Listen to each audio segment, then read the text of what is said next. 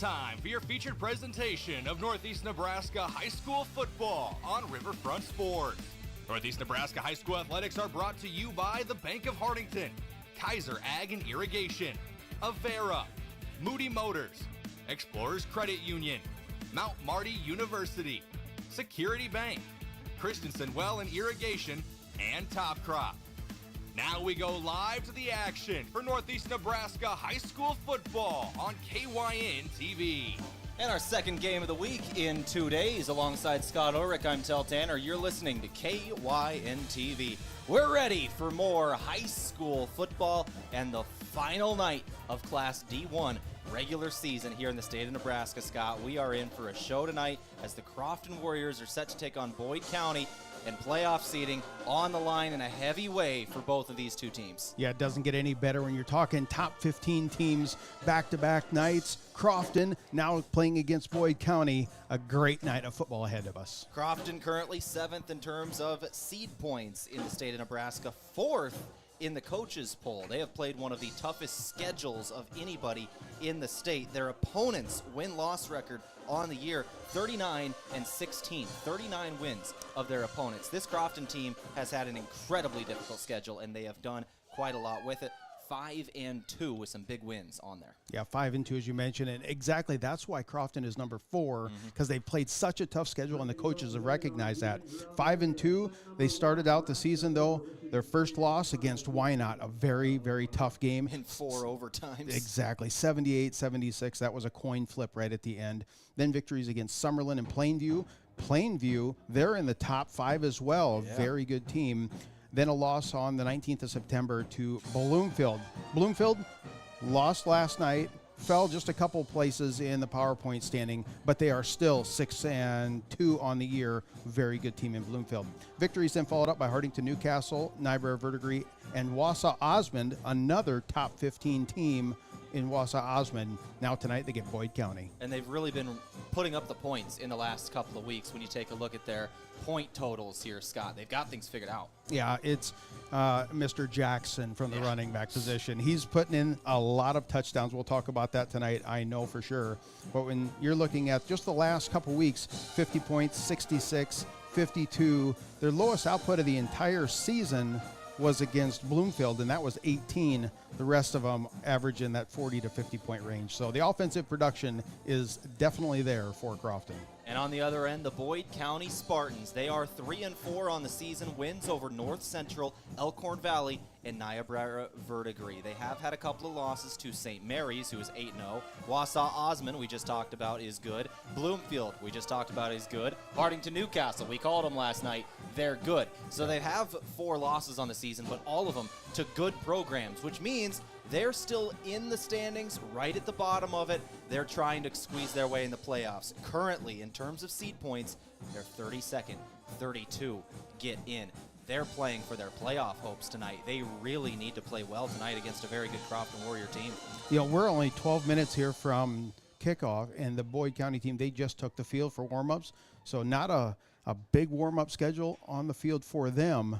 However, it's one of those, they're going to need everything they got, as you mentioned. I'm sure the coaches said, win or we go home, and that's how it is. There's a solid chance of exactly that, as they are tied for that 32nd spot here in seed points with Kimball, who is also 3-4. Kimball, they are playing tonight at Morrill. They're on the road. Morrill is 0-7. So Kimball, we'll see it. We'll give you an update on their score throughout the night of that game, but we got to be we've got parents' night is what the announcement is. But we're going to be looking into that and other scores. As the playoffs is going to be announced either tonight or tomorrow morning by the NSAA, and we're going to be able to take a look at where we get to go following teams in the playoffs. It's an exciting time of year. Yeah, we have a lot of teams, and we always say Northeast Nebraska has some of the best football, and I truly believe that. And it's just one of those, we follow great teams, and they've been very fortunate to make it deep in the playoffs. We're going to talk all about the stats of these two teams and a little closer look at them on this pregame show from Moody Motors. If you're looking for a new or pre-owned vehicle, check out the inventory moodymotors.com or visit them at Moody Motors in Niobrara. We'll take a quick break. We'll come back in a couple of minutes and start rolling through those stats. Alongside Scott Ulrich, I'm Tehl Tanner. It's our Northeast Nebraska football game of the week. Crofton Warriors hosting Boyd County. Farmers, are you ready to maximize your success this season? At Top Crop, they've got you covered with unbeatable deals and top quality products. Take advantage of true 0% extended terms with no discount sacrificed. Get flat acre pricing on corn for unbeatable value. Keep your corn clean and strong with Viptera corn and plant the industry's leading E3 and Extend Flex soybeans for the best yields yet. Don't wait. Visit topcropinc.com or give them a call today. Top Crop, where you grow more. With so many choices for students out there, life can become quite hectic. From choosing the right school to managing your finances, it can be hard to keep it all in check. Bank of Hartington is here to help you take the worry out of your finances. Our free Student Club checking includes all the features and benefits you'll need to start life out on the right path without the worry of hidden fees and charges. So if you're ready to enter that next stage of life, work with a fifth-generation bank who's had their roots planted firmly in Northeast Nebraska since 1934. Contact us today. Bank of Hartington, Equal Housing Lender, member FDIC. Whether it's Friday night lights or Saturday game days, around here football is more than just a game. It's tradition. And just like your favorite team, Kaiser Ag and Irrigation works hard year-round to keep things running strong. From reliable Zematic pivots to trusted local service, we're here to help your operation perform at its best. This season and every season, count on a winning team in your field. Give them a call or stop into Kaiser Ag and Irrigation in Hartington, your local Zematic by Lindsay dealer, and a proud supporter of our student athletes. We're passionate about getting yearly mammograms because 1 in 8 women will be diagnosed with breast cancer. You can get a yearly mammogram to detect it early. Would it help if I requested nicely? Please, could you be so kind as to get a mammo? Or singing it. Get your mammogram starting at 40. Or with a British accent. Schedule your mammo with an Avera Breast Center at avera.org/breast or call 888-422-1410. Moody Motors in Niobrara has some really nice trucks that are ready for immediate delivery. This is a really nice looking 2022 F-150 Lariat with only 23,000 miles, and it's on sale for $46,900. Check out this one owner 2024 F-150 with only 36,000 miles for $44,900. Also just in is the 2019 F-150 Platinum. These and so many more are found right here at Moody Motors in Niobrara. You're in the mood for Moody. Credit union people are my people. Dreaming big, keeping life simple. Saving smart, living free. At Explorers Credit Union, you're just like me. We chart new trails, we stand tall. Together we rise, together we call. Credit union people are my people, it's true. And I found my crew at Explorers CU. Federally insured by NCUA. Visit explorerscu.com to join the journey today.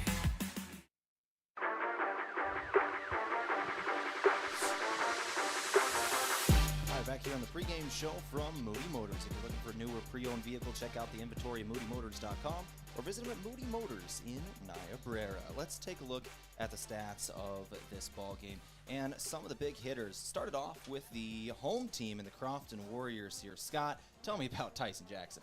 Yeah, Tyson Jackson, he is the person that carries this team offensively. One of those leaders. I saw he was the first person to take the field tonight. And you see that on the stat sheet as well. 7 games, 144 carries, over 1,300 yards. So he's averaging 195 yards per game. All 7 games this year has been over 100 yards, and he has 34 touchdowns. We can look across the board, and a lot of teams don't have 34 total, and he's got that by himself. So he is the offensive production, and rushing the ball is the way to go for Crofton. Also, Jace Panning gets some carries in there. He's got 55 carries, 300 yards. 4 times he's found the end zone. But the passing takes place. That goes through Preston Foxhoven, the sophomore. They don't pass it a lot, 63 attempts. He does have 40 completions, so he's about 2/3 so far through the season. Just under 700 yards, 6 touchdowns to 3 interceptions. He is very efficient, and the sophomore passes most of the time is going to go to Trevor Allen. Allen has 2 touchdowns and averages about 50 yards per game. Those are the stats for Crofton as we get things just about ready to go. On the other end for Boyd County, Adams, their quarterback leading the way, 13 of 46 throwing the football on the season, 2 touchdowns, no interceptions on the year. Completion percentage only 28%. They don't throw the ball very often. It's kind of just shock plays. They chuck it downfield. They mostly run the football, and they've got a couple of good running backs here in Schmitz, who has 870 yards and 8 touchdowns, averages 8 yards a carry. And then we've got Koenig, who is a senior with 647 yards on the season and 9 touchdowns. Those are the two leading the way on the ground for the Boyd County Spartans. Yeah, you talk about it, they don't pass much. 289 rushes on the season for Boyd County, 50 pass plays, and total they got 26 touchdowns. So just kind of give a comparison, 26 touchdowns for the entire team, 34 for Jackson. 34 for Jackson. That is still just an insane number for Tyson Jackson. The season he has put together is something special. 1,300 yards. He is 31 yards away from crossing 1,400 on the season. When you get into the playoffs, this is going to be a guy that's probably going to go over 1,500 on the year. It's impressive. Yeah, absolutely. It's one of those, if they keep going, you're talking, the first round, then you got quarterfinals. If this team would make the finals, you're talking up there. A very big number. He's averaging 195 yards a game. That is 5 yards under 200 per game. It is impressive. It's just impressive. So Boyd County got a key on Tyson Jackson and just find a way to slow him down. That is a tall task. Hasn't been done yet this year, but if you can do it, that is the way you can maybe beat the Crofton Warriors. Offensive production, once again, they have had only one game all year where they have been held under about 38 points. They had 38 points against Plainview, they won. They had 68 points against Summerlin, they won. 52 against Hartington Newcastle, they won. 66 against Niobrara Verdigris, they won. You're sensing a pattern here. 50 against Wausau Osmond, they won. The game they lost, 18 points they were held to by Bloomfield, 30-18 loss. Their only D1 loss of the season. That is something Boyd County has got to do. They've got to shut down the run and really key in defensively. I think if Boyd County is going to try to keep in this game, they're going to have to limit the possessions, do whatever they can, slow the process down. The clock is going to be they're just going to have to manage the clock. If they try to get in a shootout with Crofton here, it will get out of hand, and it will get out of hand early. Maybe we could see a little bit of trickery like we saw last night in the Hartington Newcastle Bloomfield game, where Bloomfield opened up with an onside kick, got it, and got a free possession out of it. That was fun. Yeah, they tried it on the second possession. Didn't work out, but I love they came out swinging right out of the gate, and I like that. I love it when teams come out swinging out of the gate, especially when the playoffs are on the line. You're listening to KYN TV, our Northeast Nebraska game of the week. We're going to go ahead and take a break now as we are ready for the national anthem and the start of this ball game. This has been the Moody Motors pregame show. If you're looking for a new or pre-owned vehicle, check out the inventory moodymotors.com or visit them at Moody Motors in Niobrara. We'll go ahead and take that break. We'll come back with the kickoff. Alongside Scott Ulrich, I'm Tehl Tanner. Crofton Warrior football tonight, KYN TV. Mount Marty is committed to excellence in nursing. We really go the extra mile to care for our students as a whole person. My name is Crystal Diedrichson. I am an associate professor of nursing at Mount Marty. As a Catholic Benedictine university, we can incorporate God and prayer in our regular classwork and interactions with students. And in addition to that, we care about the students in other aspects of their lives. Start your journey at mountmarty.edu. From sunup to well after sundown, the life of a farmer is a matter of choices, and you have the choice to make the right decisions for your operation to succeed. The power is in your hands. At Security Bank, our lenders recognize the need to better understand your numbers and come up with a plan to keep your operation moving forward. You make the decisions. We make the tools to make those decisions easier. Security Bank, the right choice for the future of your operation. Equal housing lender, member FDIC. When it comes to Friday night football, teamwork makes the difference. And when it comes to your fields, trust Christensen Well and Irrigation, your local Ranky dealer. From wells and pumps to irrigation systems, Christensen Well has the experience and service you can count on to keep your operation running strong. This season, keep your crops in winning shape with the field leader in irrigation. Christensen Well and Irrigation in Hartington, a proud supporter of our area student athletes. Farmers, are you ready to maximize your success this season?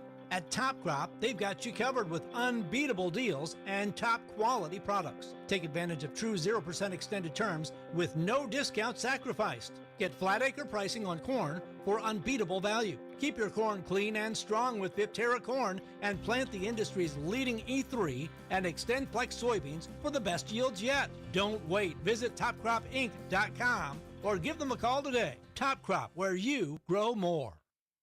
With so many choices for students out there, life can become quite hectic. From choosing the right school to managing your finances, it can be hard to keep it all in check. Bank of Hartington is here to help you take the worry out of your finances. Our free Student Club checking includes all the features and benefits you'll need to start life out on the right path without the worry of hidden fees and charges. So if you're ready to enter that next stage of life, work with a fifth-generation bank who's had their roots planted firmly in Northeast Nebraska since 1934. Contact us today. Bank of Hartington, Equal Housing Lender, member FDIC. Whether it's Friday night lights or Saturday game days, around here football is more than just a game. It's tradition.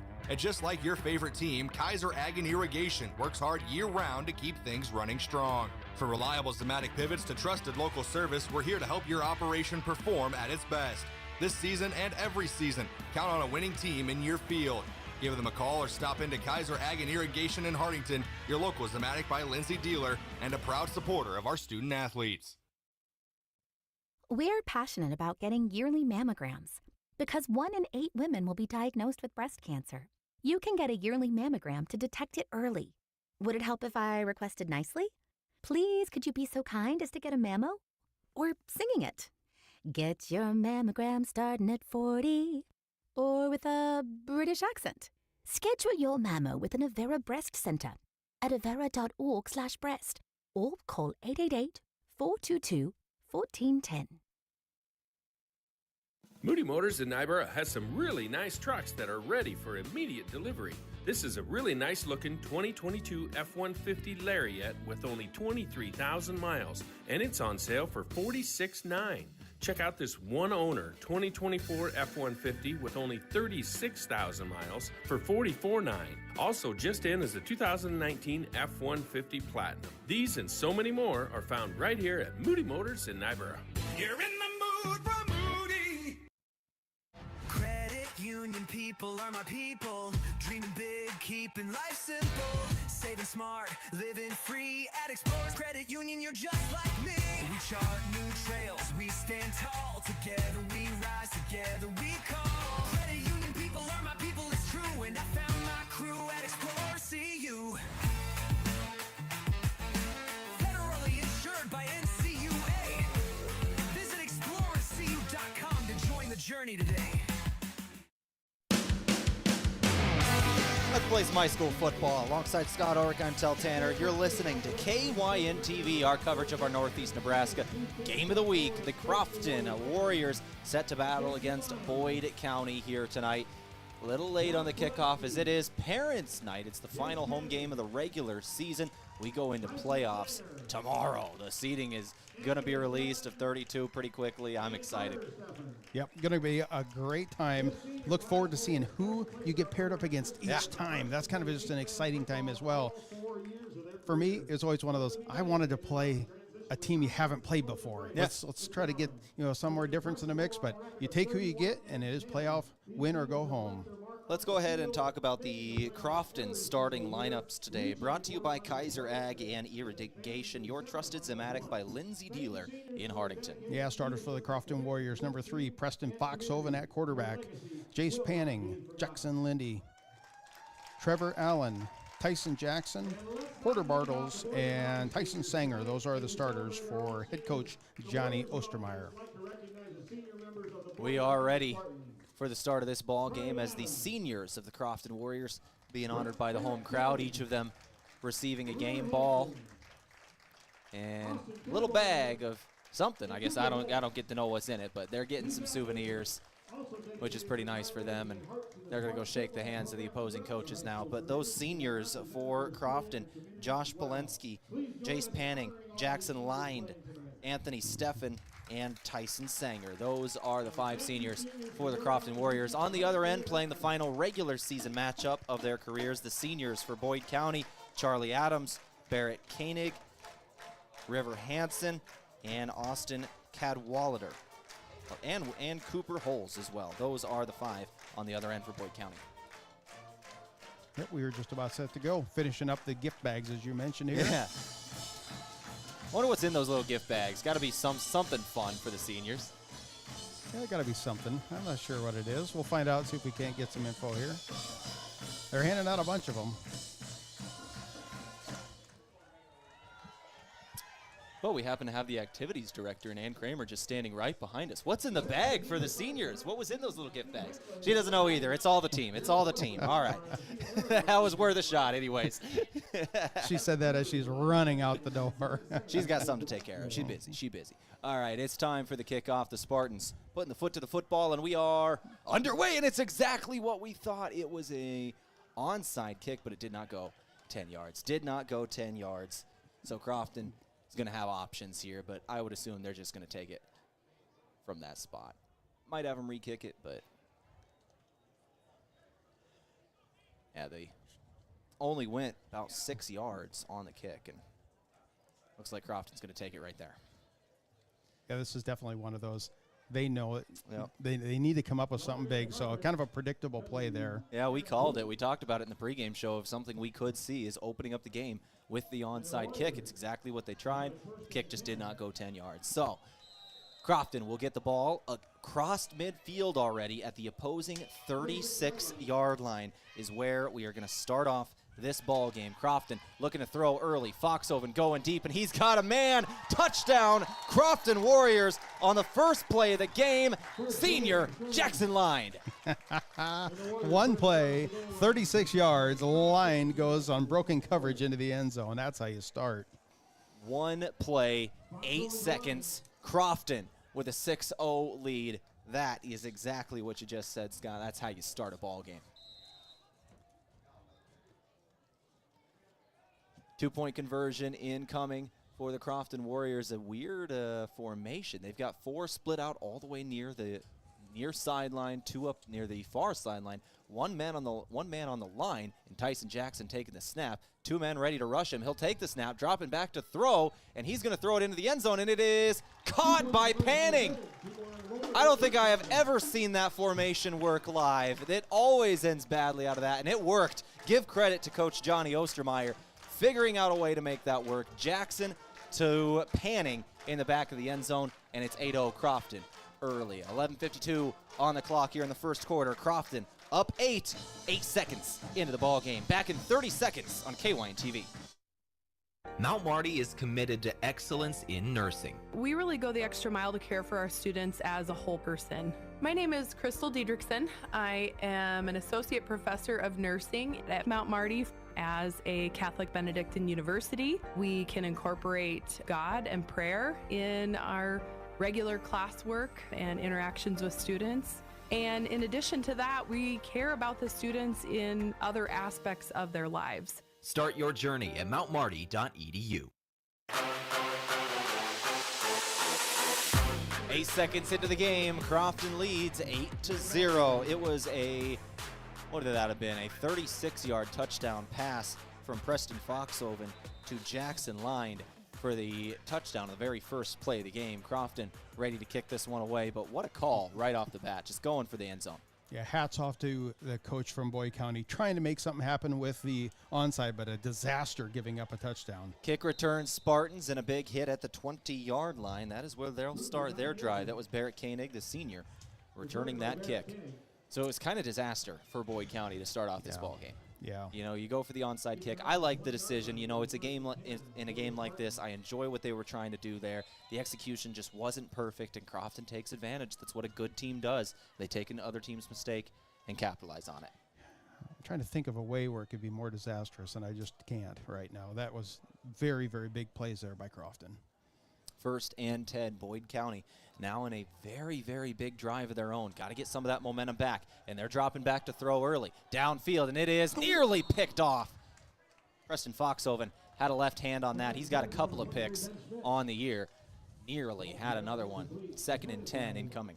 Yeah, very good play. Actually, he was thrown into double coverage there. It's Foxhoven, he was over the top and just got the left hand on it. Couldn't secure that catch, but in great position was the Crofton defense. I think I heard a Crofton coach in the booth next to us shouting, he needs 2 hands on a football. Stuck out one for it. Anyways, here's 2nd and 10. Boyd County. Boyd County going to try running this ball, and they do get some yardage out of it. Breaking through the initial line is the starting running back, and Barrett Koenig. He'll take it for about 6 yards, broke through the line, and then stumbled when he got to the secondary. Yeah, good run there. As you mentioned, straight up the middle, just solid rushing. But that's Crofton's MO. That's what they do. So we'll see if they keep that formation going here on 3rd down. Yeah, 3rd and 4. Here we go for the Spartans. Tight set, single back. Everybody in close, and it's going to be stopped at the line of scrimmage. Crofton's defense shows up on 3rd down. That time it was... It was Koenig again. It was Koenig again, yep. Koenig again running that on 2nd and 3rd. And now here comes in the punting unit on 4th and 3 on their own side of the field at their own 27-yard line. 4th down for the Spartans. Back deep is Panning, ready to return this one. He's been dangerous in the punt return game all season long. Here's the kick from Boyd County. Panning getting underneath it, and he's going to have some grass in front of him and a little bit of room to work with. He'll stiff arm a man working to his right. Bounces off a tackle. He's got some blockers ahead of him. Can't turn the corner. Good, a chase down tackle there by Koenig himself. Panning gets only about, I think, 5 net yards on it. Going lateral, got to the 25. He was 1 man away from breaking that one down the near sideline. Koenig's speed saved a great return. Yeah, trying to get a block in there for Crofton was Tyson Jackson. He knew he just had to lay up, was not in a good position for securing a blindside block. That kickoff, we didn't get to talk about it because the first drive was so quick. It's 62 degrees as we kick off here in Crofton on October the 17th. Beautiful conditions for October football. Foxhoven on the first play of the drive, throwing again. He's got another man. This is Allen. Allen breaks a tackle, spins off another one, then stiff arms a man. He's broken out of 3 tackles. Took 2 guys to take him down after a gain of 16 yards. Trevor Allen with a great catch and run. Yeah, very solid. He's definitely matured in the last couple of years. You can tell he's hit the weight room, just kind of bulldozing players out there and moving the chains. First and 10 now across midfield at the opposing 38. Going to hand it Dyson Jackson. This will be his first carry of the ball game.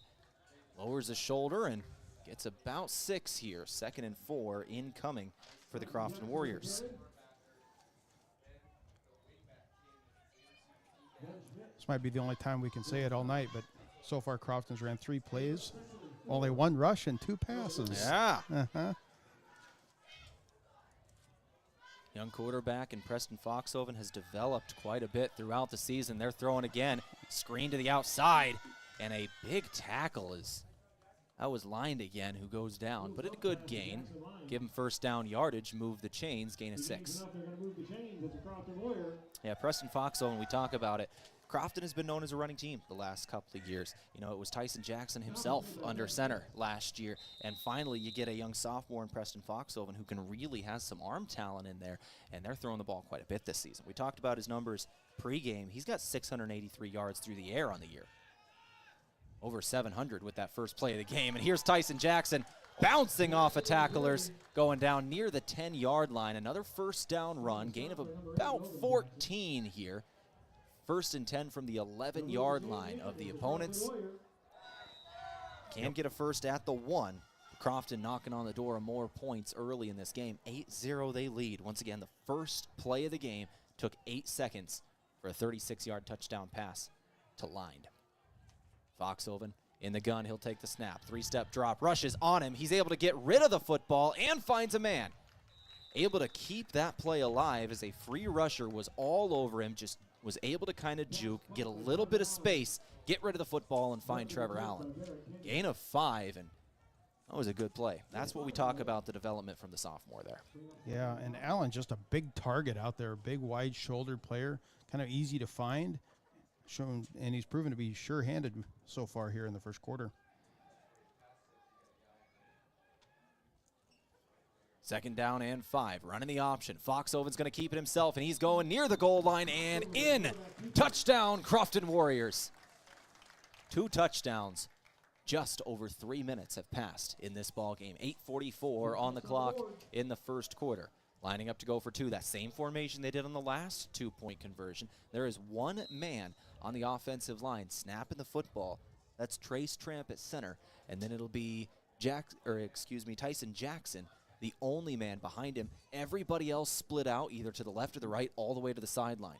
They're going to snap it, and he's going to look left, throw it. It's a screen. Got it completed to Foxhoven himself, and he'll take it in to the end zone. Preston Foxhoven now with a two-point conversion on the catch. So Preston Foxhoven throws a touchdown. Now he catches a two-point conversion. Ran one in as well. A good game so far for the sophomore. You're listening to our Riverfront Broadcasting Game of the Week. Crofton Warriors leading 16-0 over Boyd County early on KYN-TV. From sunup to well after sundown, the life of a farmer is a matter of choices, and you have the choice to make the right decisions for your operation to succeed. The power is in your hands. At Security Bank, our lenders recognize the need to better understand your numbers and come up with a plan to keep your operation moving forward. You make the decisions.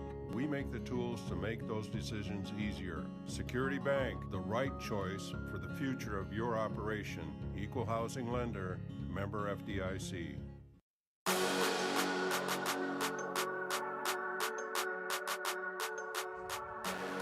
16-0 the score of the ball game, 8:44 on the clock. It was a rushing touchdown from Preston Foxhoven. He then caught the two-point conversion on a throw from Tyson Jackson.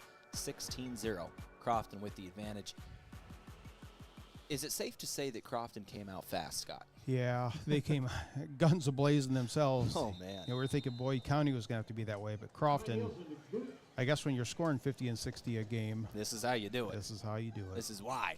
End-over-end kick from Crofton, going to be brought in at the 2-yard line here from Koenig. He's bringing it out across the 20-yard line, and it's a decent return out to about the 25, 26-yard line. We'll see where they mark him. But he should have been stopped near the 15, was able to break a tackle.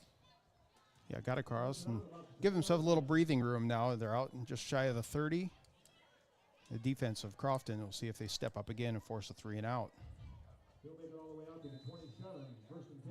That is what happened last time. They had an incompletion on first down, short runs on second and third. Had to punt on fourth. First down here. Everybody in tight, two wingbacks on either side of the tackles. Now a man in motion. Quarterback takes the snap, and he's going to try up the middle. Nothing doing. Charlie Adams stopped after a gain of 2. 2nd and 8 incoming for the Spartans.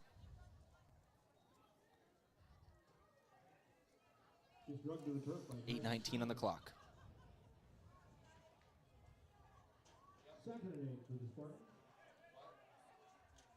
Right at the 30-yard line. They'll snap this ball in their own territory. 2nd and 8 here. Same formation. Everyone in tight. Adams now sends a man in motion. It's Koenig. They'll pitch it to him. Koenig stuffed at the line of scrimmage. Yard loss. There were 5 different Crofton hats on that football. The entire defensive line got in the backfield there. 5 different hats. You know, in Crofton, they're playing a 3-3 stack defense, so 3 down linemen, basically a nose guard, 2 defensive ends, and 3 linebackers. And as soon as it's snapped, the linebackers are just crashing right in, as you mentioned. And here's 3rd down, 3rd and 9 after the yard loss. Adams under center.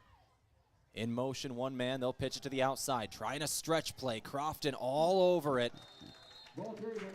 Porter Bartles was the first man there. Cleanup man that was lined, and it's 4th down. No gain on the play. Yeah, that's just tough to run against there. Mentioned Bartles. He only got one hand on him, kind of grabbed a hold of the jersey, and that was just enough. He was the defensive end responsible for keeping in containment, and then cleaning it up was lined. 4th down coming up. They went to Ben Schmitz on the 3rd down play. No gain. Punt formation. There is the kick. And it's brought in by Panning. He's working down the left sideline and forced out of bounds after a short return of 7 or 8 yards. Caught it right near the sideline, just went forward for a few before the kicking team found him.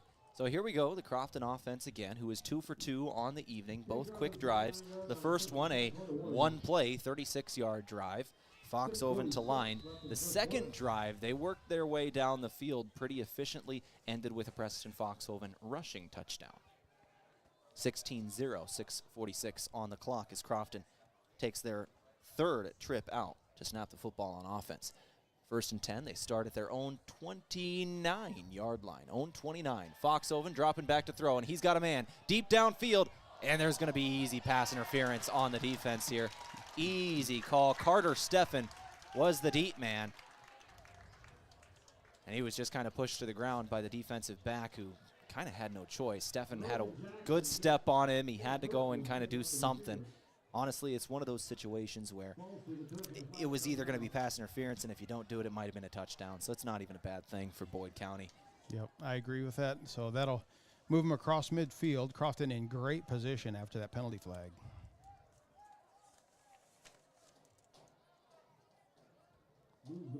And it's actually not quite the yardage it would have been if he caught it either. He was about 25 yards downfield with pass interference. You only get the 15. So Crofton going to snap now at the 36-yard line of their opponent, across midfield now. It's going to be Foxhoven trying a quarterback keeper over to the left. Design run for the sophomore. He'll take it for 5 to the 31-yard line in opposing territory. Once again, 8-man football, an 80-yard field. The 40-yard line is midfield here tonight. 6:32 on the clock, 16-0 score.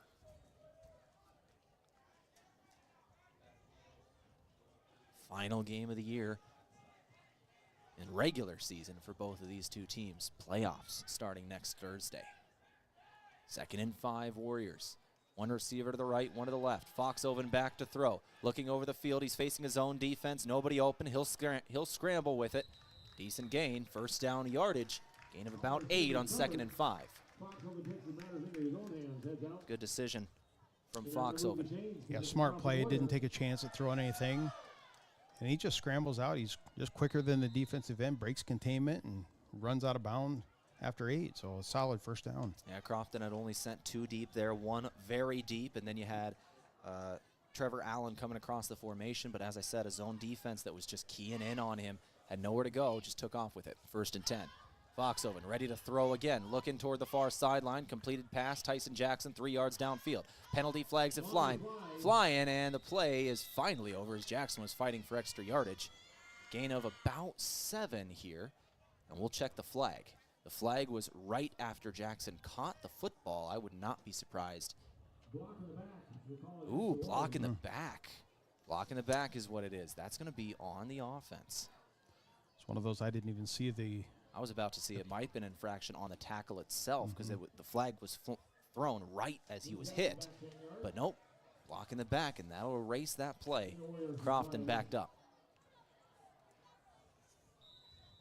So we're going to redo 1st down, 1st and 15, now incoming, 6:12 on the clock. Foxhoven, shotgun.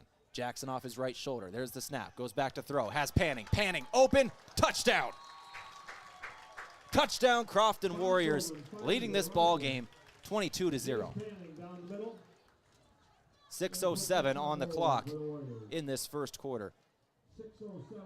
Crofton has done it through the air tonight, Scott. Yeah, solid play. And they're, again, right down the center of the field. They're targeting the middle linebacker. Broken coverage and just wide open receiver running down the field.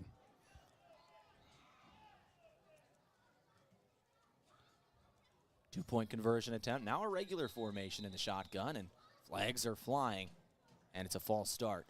So that'll make the 2-point conversion a little more difficult. Instead of 2 yards, you got 7.5 to go.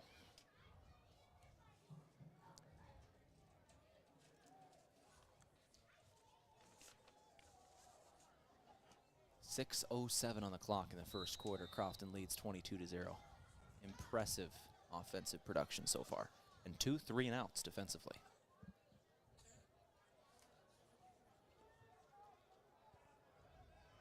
So Crofton lining up to go for 2. Dropping back to throw. Oh my gosh, another flag thrown and another false start on the offense. Now this is one of the things that needs to get cleaned up in the final game of the regular season. And Crofton has been incredible in this game so far. 22-0 in the first 6 minutes. That's not up for debate. They've been incredible. The penalties when you get into the playoffs, those are things that can hurt you. That's what they've got to clean up here. I don't have the stats in front of me, but I know you and I called either the 1st or 2nd game of the year here, and they had 10 penalties through X amount of time in the game, and we saw this before.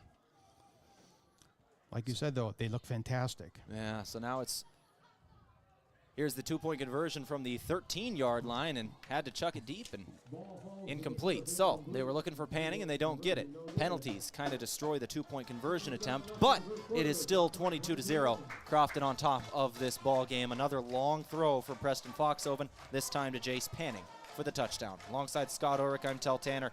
Our Northeast Nebraska game of the week, Crofton leading Boyd County 22-0. Irrigation, who needs it? After this wet summer, maybe that thought has crossed your mind. Every growing year is different. Christensen Well and Irrigation wants to help you prepare for the seasons ahead. They recommend pulling your irrigation pump if it's been in the ground 20 years or more. Assessing your pump during the fall and winter avoids breakdowns during the growing season. Call 402-254-6809 or visit christensenwell.com. Christensen Well and Irrigation of Hartington and Wakefield is a certified Renke Irrigation Systems dealer.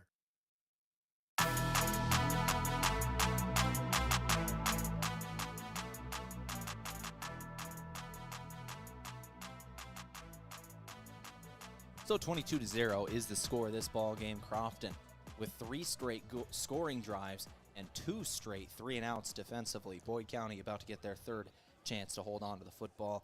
Still looking for that first down. It's just been straight dominance. Crofton has been playing one of the best games of their season in the first 6 minutes of this ball game. It's maybe the best 6 minutes they've played to start a game all year. Yeah, fantastic. And they're using the passing game. They got 5 passes, 2 touchdowns out of that. Solid playing there by the sophomore Foxhoven at the quarterback position. How many times have they ran the football? 5 times. So, 5. They got 10 plays, 5 rush, 5 pass. And 3 touchdowns.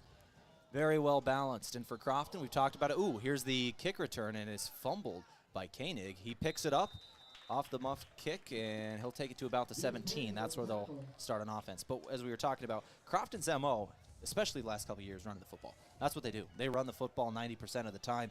A balanced attack right before you start the playoffs. I love seeing that. Yeah, I agree. And you also don't want to show anything new so far in this game. You don't want to give your opponent in the playoff any kind of a, tip your hand, so to speak, and show them what you're going to do. But it's also good to get game reps in for some of these plays. Maybe you haven't run as much throughout the season. Koenig trying to take it off his left guard. He'll be forced down after a single yard. 2nd and 9 incoming for Boyd County.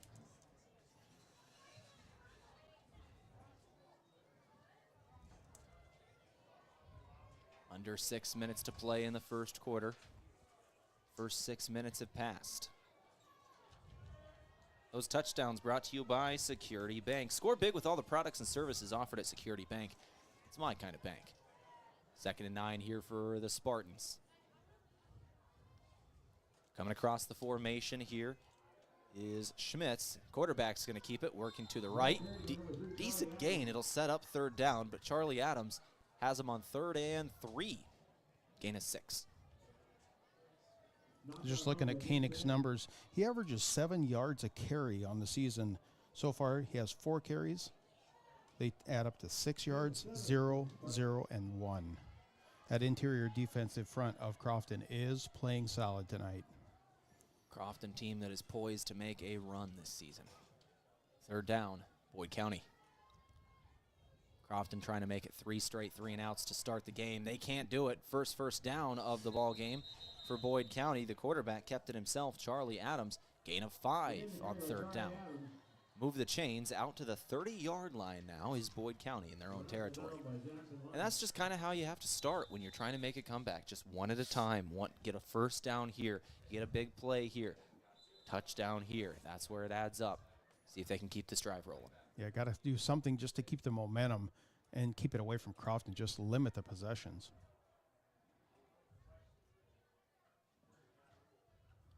Adams under center. Boyd County operates their offense slowly. They take a lot of time getting in their play calls, but can't argue with the results on that play. A good run.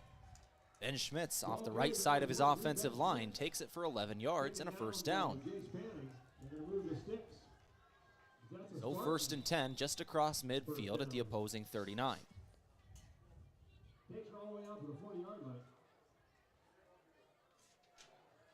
Back up to the football on 1st and 10.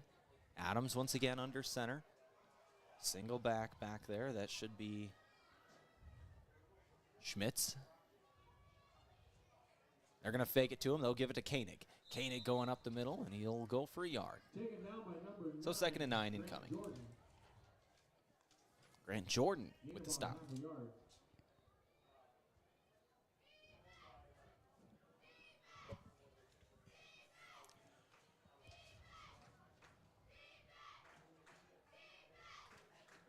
Second and 9 for, there you go. No, I'm just like, they're taking a long time. They better get going here. They are. They're really taking a long time between snaps. They take time to get their play in, make sure they're set up correctly.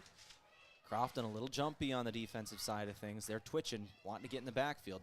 Running a stretch play to the right side. Koenig forced out of bounds after a gain of 2, and here's 3rd down incoming. 3rd and 7. Just run out of bounds by Grant Jordan. I like that. Tells like, ooh, something's coming. Scott's going to say something. Hold on. I was looking over at you, and I could see it on your face. You were sitting here like, I want to say something. Yeah, I'm sitting here staring at you. I'm looking at the clock, and I'm waiting. Like, they better hurry up here. And even now, they take their time. They get the signal in from the sideline, take their time, but this might be what they have to do. Make it stretch the game out and slow things down. 3rd down. Quarterback takes the snap, looking to throw. Throw over to the left side and instantly on him. One of the Crofton Warriors, and he knocked the ball out. I think it went out of bounds there at the end. The referees blew that dead. That was Lined, who certainly got that ball out well before the player was down. I could see that from here. I think the ball might have. No, they ruled him down. Must have been down by either loss of forward motion because he wasn't on the ground. He certainly had his forward progress stopped. Maybe that's what they ruled. Forward progress before they got him down. And here's 4th down. It looks like they're going for it. Just across midfield at the opposing 48. It's 4th and 8. Loss of a half a yard on that last play, and they got Crofton to jump. Encroachment on the defense and give him a fresh 5 yards. It's still going to be 4th down here, but a little closer. It's about 4th and 9 there. 4th and 8.5, and they get 4th and. That's a long 5 yards. It's about 4th and 3. Yeah, I think you're right there. 4th and 3. 2.5 maybe. Definitely much more manageable now. Yeah, much more manageable. Going for it on 4th again. Adams sends a man in motion left to right. That is Schmitz. And we're going to blow this dead. I think timeout going to be called by Boyd County. They didn't get the look they wanted. Spartans take a timeout with 3:40 left in the first quarter. We'll take a break. 22-0. Crofton leads. Back in 30 seconds on KYN TV. Farmers, are you ready to maximize your success this season? At Top Crop, they've got you covered with unbeatable deals and top quality products. Take advantage of true 0% extended terms with no discount sacrificed. Get flat acre pricing on corn for unbeatable value. Keep your corn clean and strong with Viptera corn and plant the industry's leading E3 and Extend Flex soybeans for the best yields yet. Don't wait. Visit topcropinc.com or give them a call today. Top Crop, where you grow more.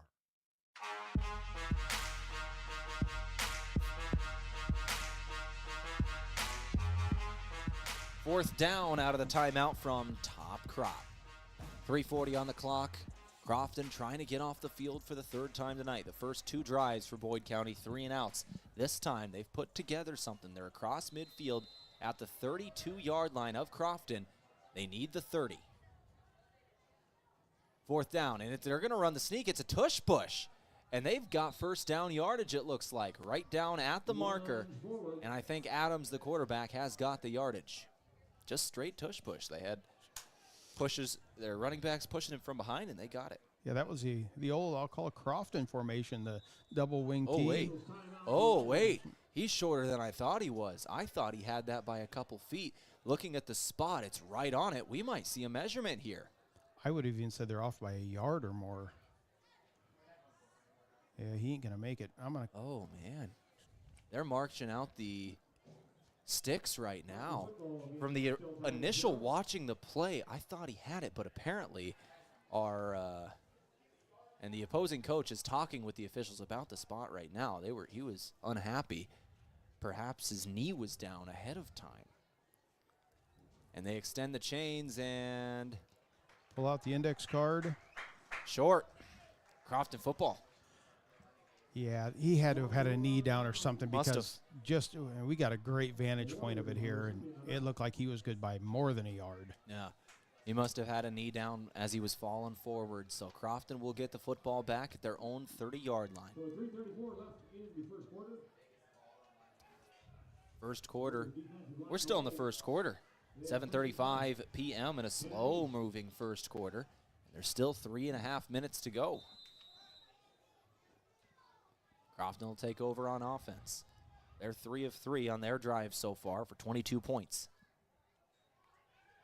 Foxhoven throwing to the right side, wide receiver screen. Coming across the formation here is Panning. Great blocking down the field, and Panning is gone. 50-yard touchdown pass on a screen. Foxhoven to Panning.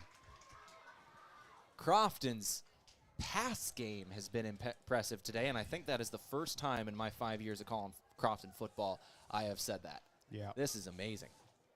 It's one of those on the heels of Boyd County misses on fourth down. Crofton gets it, and they throw a bomb, 50 yards, gone.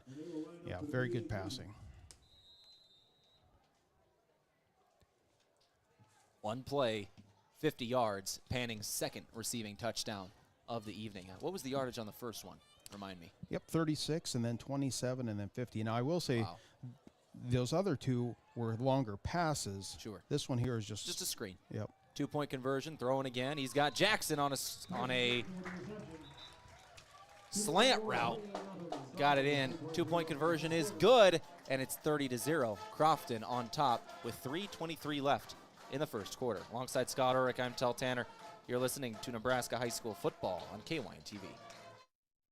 With so many choices for students out there, life can become quite hectic. From choosing the right school to managing your finances, it can be hard to keep it all in check. Bank of Hartington is here to help you take the worry out of your finances. Our free Student Club checking includes all the features and benefits you'll need to start life out on the right path without the worry of hidden fees and charges. So if you're ready to enter that next stage of life, work with a fifth-generation bank who's had their roots planted firmly in Northeast Nebraska since 1934. Contact us today. Bank of Hartington, Equal Housing Lender, member FDIC.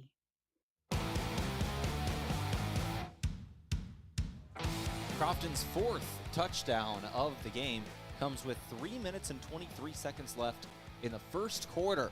It is 7:38 p.m. on this Friday evening. Crofton running up the score early. You're right, though. This quarter is taking a while, but it is not taking a while for Crofton to put points up. That is their second one-play drive of the first quarter, both times through the air. One passing touchdown of 36, the other of 50 on those one-play drives. Kick return comes out to the 20 for Boyd County. It's where they'll start things up on the offensive side of things.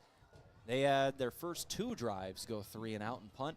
Their last drive, they drove down the field into Crofton territory, had a turnover on downs on a measurement just a moment ago. Yeah, another sustained drive. They could just get to the end of the first quarter, get another 3 minutes off the clock.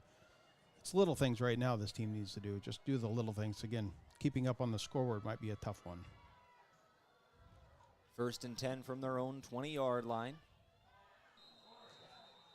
And we saw a lot of movement there. They'll call it on the defense. Free 5 yards for Boyd County. That is the second time in 2 plays, actually, defensively, that Crofton has jumped off sides. Yep. They jumped off sides in the 4th down as well. Took it from a 4th and 8 to a 4th and 3. Now a 1st and 5 incoming on the very next drive. Going up the middle with a tush push again. Tush push on 1st down and gets 4 yards.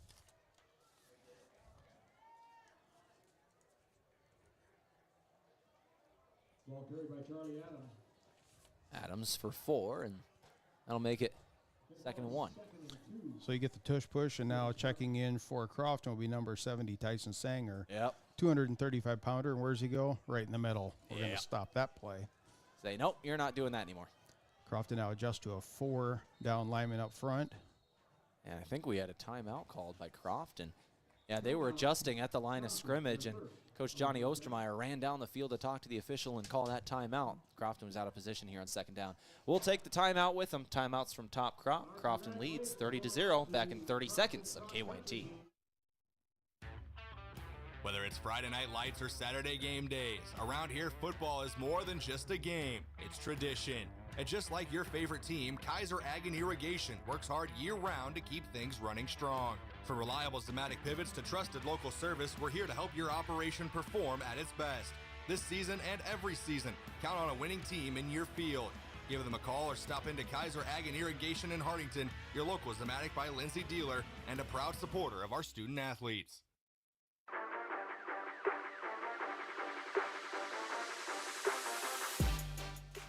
30-0, Crofton leads this ball game with 2 minutes and 42 seconds left in the first quarter. Both teams have used one timeout here in the last few minutes. 2nd and 1, Boyd County. Tight formation, one receiver out to the left, Koenig in motion. Dropping back to throw is Adams, and the rush is on, and he's going to go down for a sack. Getting in the backfield, wreaking havoc was Ty Nielsen, the junior. So a heavy loss, and it'll be 3rd and 5. A loss of 4 on the play. 3rd and 5 incoming after the sack. 2:20 left in the first quarter. Yeah, Nielsen coming in from the backside defensive end position. Great speed by the 200-pounder to run down the quarterback. Everybody in tight, single back. 3rd and 5. Adams, the quarterback, takes the snap. Pitches it to his tailback, and he'll go down about a yard shy of the first down marker. 4th and maybe under a yard. That was Schmitz. 4th down. 4th and less than a foot. 4th and inches. We got a great spot at the football right now. It's almost right on our marker, and it is inches away. The nose of the football is nearly touching the 30-yard line, and that is the yard to gain. You got to expect that tush push. Tyson Sanger has checked into the game for this exact reason, and here it is. There's the push, and it is close. Did he get it? I think he did. They got the inch or two they needed.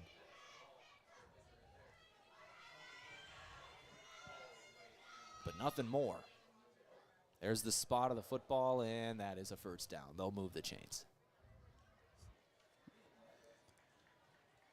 I wouldn't make a good ref. I thought they made it last time. This time I thought they didn't make it. I was off on both of them. They're in great position down there. They are way closer than I am, but I would not be able to be a good ref either. I would not be able to take the abuse that our ref officials take, which is something I always have respect for them for, because, man, they can take a lot. You know, I could probably do a football game over basketball. Basketball is way too intimate. You're right there in the stands. Yeah. Got a lot of respect for officials. 1st and 10. Handoff, tailback, that's Koenig. Gain of 1. 2nd and 9 incoming again. Or was it Schmitz? I think it was Schmitz, actually. So Schmitz on the carry. 2nd and 9. Action on that, Barrett Koenig with the carry. No. Tackled by Ty Nielsen. We're going to call it 2nd and 9. All right, 2nd and 9 here. In the first quarter. 30 seconds left in the first. Maybe the final play of the first quarter. That has taken 40 minutes. Quarterback keeper spinning, then going up the field. Gain of 4, and it'll be 3rd and 5 when we start off the second quarter. The clock has 10 seconds on it. And Boyd County is not rushing to the line, so that should do it for this first quarter of play. 3rd and 5 when we return. After 1, Crofton leads this ball game 30-0 over Boyd County at the end of the first quarter. Incredible start to the game for Crofton. Alongside Scott Ulrich, I'm Tehl Tanner. You're listening to Crofton High School Football on KYN TV. We're passionate about getting yearly mammograms because 1 in 8 women will be diagnosed with breast cancer. You can get a yearly mammogram to detect it early. Would it help if I requested nicely? Please, could you be so kind as to get a mammo? Or singing it. Get your mammogram starting at 40. Or with a British accent. Schedule your mammo with an Avera Breast Center. at avera.org/breast or call 888-422-1410. Moody Motors in Nyborough has some really nice trucks that are ready for immediate delivery. This is a really nice looking 2022 F-150 Lariat with only 23,000 miles, and it's on sale for $46,900. Check out this one owner 2024 F-150 with only 36,000 miles for $44,900. Also just in is the 2019 F-150 Platinum. These and so many more are found right here at Moody Motors in Nyborough. You're in the mood for Moody. As we start the second quarter, Crofton leads the ball game 30-0, and it's third down. Boyd County on their own side of the field at the 35-yard line. They need the midfield stripe in the 40. Adams under center. He's got two receivers out to the left. Nobody in the backfield. There's the snap. He'll hand it off, going across the line of scrimmage, and first down yardage here for Schmitz. Ben Schmitz with a decent gain. And a first down run of 8. First and 10 in Crofton territory now is Boyd County. So for the second drive in a row, they've got something cooking here. They're able to kind of get chunk plays and get down the field in Crofton territory once again. Last time they got here, they ended up having a measurement on fourth down, ruled Crofton ball, and a turnover on downs. We'll see what they've got cooking this time. First and 10. From the 37-yard line of the opposition, and a good tackle right at the line of scrimmage. First one back there, that was Grant Jordan. Yeah, Jordan on the defensive end position, just kind of shooting in, cutting right in the middle of the field, and just got a shoestring tackle and brought him down after a yard gain. Solid defensive play again. Maybe a yard there, and that is all. 2nd and 9 again. I feel like I've been saying 2nd and 9 a lot here, Scott. How many 1-yard runs has Boyd County had so far tonight? Add that up for me on this second down. I got them 4 times. 4? Four times, and they've ran it about 18 times. 2nd and 9. Another short run from Schmitz. Third down incoming again. 10:44 on the clock. Now, last time they were just across midfield when they decided to go for it. Similar yardage to where they are now. You got to assume it's 4-down territory. Yeah, especially looking at the score, the playoff situation. Again, this team from Boyd County is in the last qualifying position. They have to win this game or they're going to be out of the playoffs. Solid chance of it. They're right on the cusp of it. 3rd and 5. Adams pitching back to his tailback, who's going to go down at the 30-yard line. 3.5 yards short of the first down marker is Schmitz. 4th down, and Crofton has a chance for their second consecutive turnover on downs in the last 2 defensive drives. They're going for it. Right at the 30-yard line. Need the 26. 3.5 yards about on 4th down. Tight formation, everybody in close. Adams under center. He's got Koenig in motion left to right, goes over to the right, sets up now as a wide receiver. He'll stand up, and I think we're going to have a timeout called once again. Give credit to the defense. Boyd County's just trying to get a first down off of a penalty flag there. Yep, they were. They worked for them last time on the 4th down. It was 4th and 8, and they got Crofton to jump. Crofton was ready for it this time. Timeouts from Top Crop, and we're going to keep this one right here. Timeout sponsored by Top Crop. Maximize your success this season with top-notch crop consulting and services offered at Top Crop. Visit topcropinc.com. It's 4th down. Boyd County, a must-have down in this second quarter. 9:33 on the clock. They have not got past the 30-yard line in Crofton territory yet tonight, and that needs to change right now. The couple plays that have been working for him. One, the tush push. They're getting 2 or 3 yards, seems like, on that one. Yeah. And then when they can get to the outside with Koenig, if he can get out there, he's getting 3-4 yards as well. So we'll see what the coach dials up on 4th down. That same tight formation.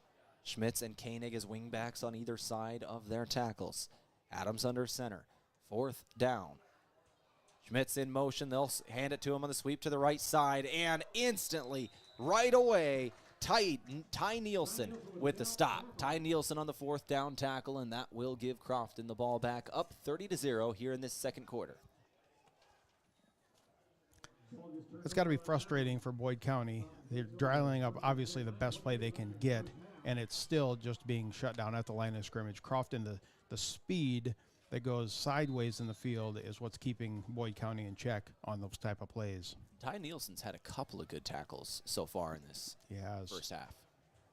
Has a sack in there, and now that stop on 4th down. 1st and 10, Crofton Warriors. Back to throw here is Foxhoven. He'll throw to the left. He's got Allen. Allen down the left sideline, and he's breaking into open space across the 20 for Boyd County, spinning out of tackles near the 15-yard line. 24 yards on the catch and run. 24-yard catch and run to start things off for Trevor Allen. And Crofton's in business in Boyd County territory already at the 26 in Spartan territory. One little tidbit here is, we'll get into this at the halftime, but Preston Foxhoven, he's 7 for 7. Throwing the ball very good. Tyson Jackson in motion. Now they'll hand it to him. Jackson going up the middle, breaking tackles, fighting off tacklers still. He was hit near at the line of scrimmage, and he ran it for 12. Good run for Tyson Jackson. That's the thing I love about him. He just refuses to go down. He does. Puts his head down, plus he does got a little spin move in there on his 3rd carry, getting 12 yards. Fighting with his hands the whole way, too, just trying to stiff arm people, throw them off him. It works. 8:45 on the clock here in this second quarter. Foxhoven under center. Jackson the tailback. I formation. They'll hand it Jackson again. Jackson going off his right guard. He's got a lead blocker in Jordan. Bouncing off of tacklers again, and another gain of about 10 yards, maybe 11 here. They'll give him the 1st down, and now it's 1st and goal, Crofton Warriors. Well, it's 2 in a row with Jackson. 12 and then 11, as you mentioned, and they're sitting in great position. Got to hand it off to him again. Jackson, despite there being 4 or 5 team touchdowns so far, hasn't been him yet. He's thrown a 2-point conversion, throwing. We'll see if they give it to him here on 1st and goal from the 5-yard line. Fumble on the play. Foxhoven picks it up and is able to run it into the end zone. Either way, it was a bad exchange on the snap between the quarterback and the center. Under center was Foxhoven. Ball came out. It fell to the ground. He just scoops it up and runs it to the left and is able to find the end zone. Boyd County, everybody crashed inside, so Foxhoven was just able to take it around the edge. Heads up play, just making something out of nothing, and Boyd County sitting there going, what can we do? We just loaded the box up trying to shut down Jackson up the middle, and then we get beat on the outside play anyway. 8:03 on the clock, and I think they're going to go for 1 now, trying to kick it. Gavin DeShazer, this is a freshman. Tyson Jackson, the holder. High snap, hold is down. DeShazer's kick is no good. Just to the outside. 8:03 on the clock. In this second quarter, Crofton leads 36-0. Alongside Scott Ulrich, I'm Tehl Tanner. It's Crofton High School football on KYN TV. Credit union people are my people. Dreaming big, keeping life simple. Saving smart, living free at Explorers Credit Union. You're just like me. We chart new trails, we stand tall. Together we rise, together we call. Credit union people are my people, it's true. And I found my crew at Explorers CU. Federally insured by NCUA. Visit explorerscu.com to join the journey today.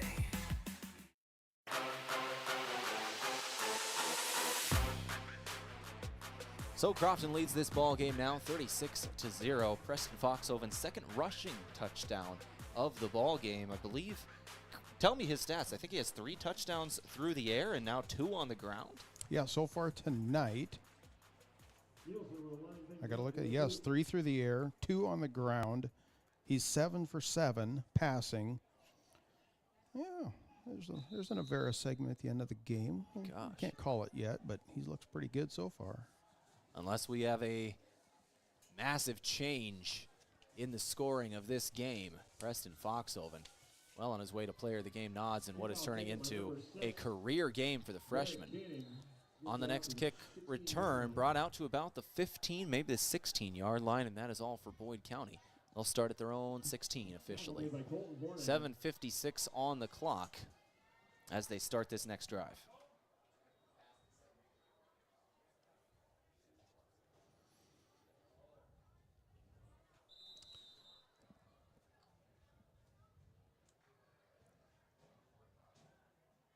(36-0), Crofton does lead here in the first half. 1st and 10, they'll run a quarterback sneak going up the middle, and decent yardage. I think they got 9 out of that.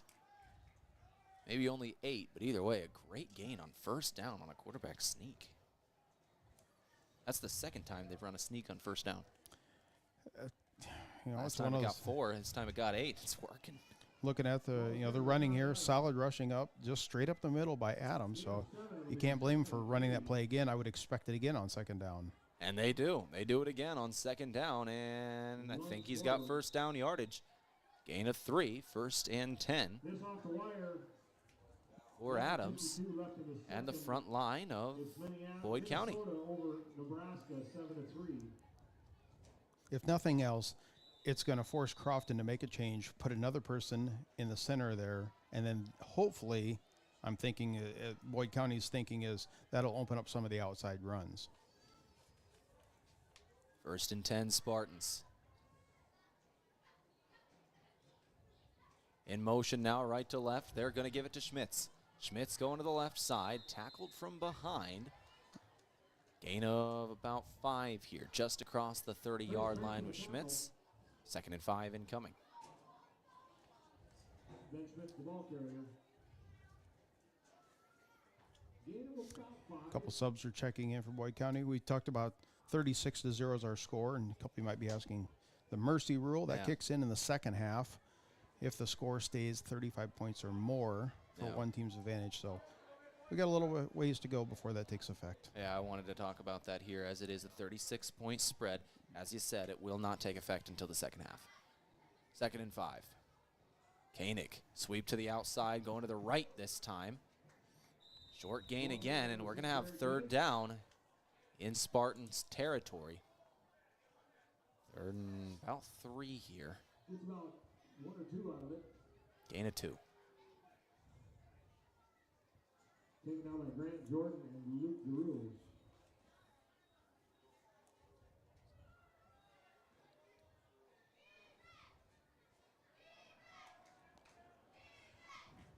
Third down. Boyd County tied again. They'll fake to Koenig. They'll give it to Ben Schmitz, and Schmitz has got 1st down yardage. Gain of 6. 1st and 10, Boyd County. Working off the left side of the line.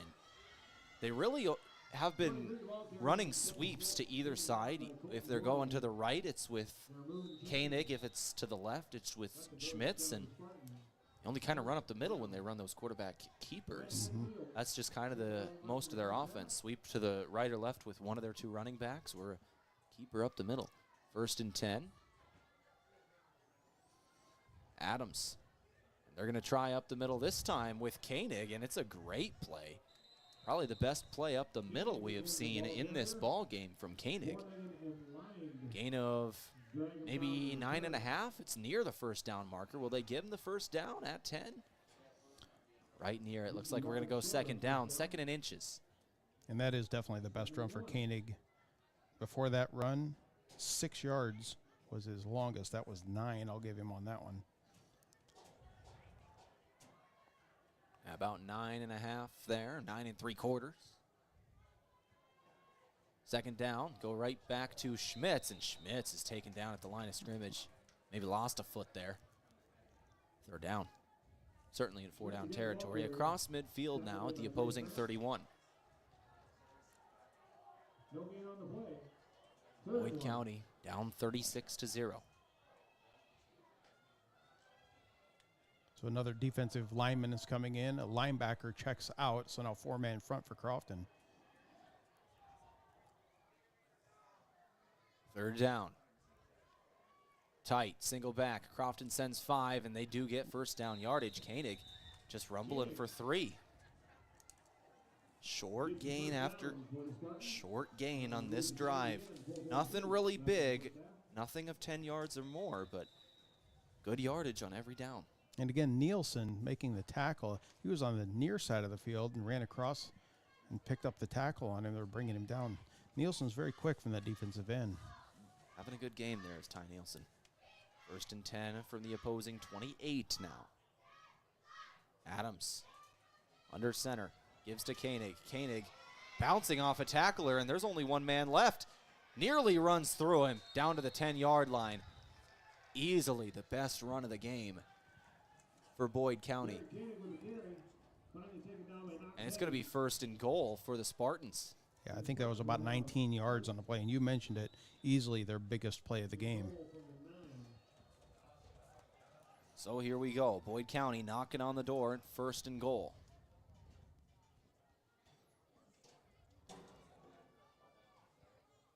Single back, pitch to the outside. It's Schmitz. Schmitz meeting Jace Panning at the line of scrimmage, and gain of 1 maybe as he fell forward, and that's all. 2nd and goal.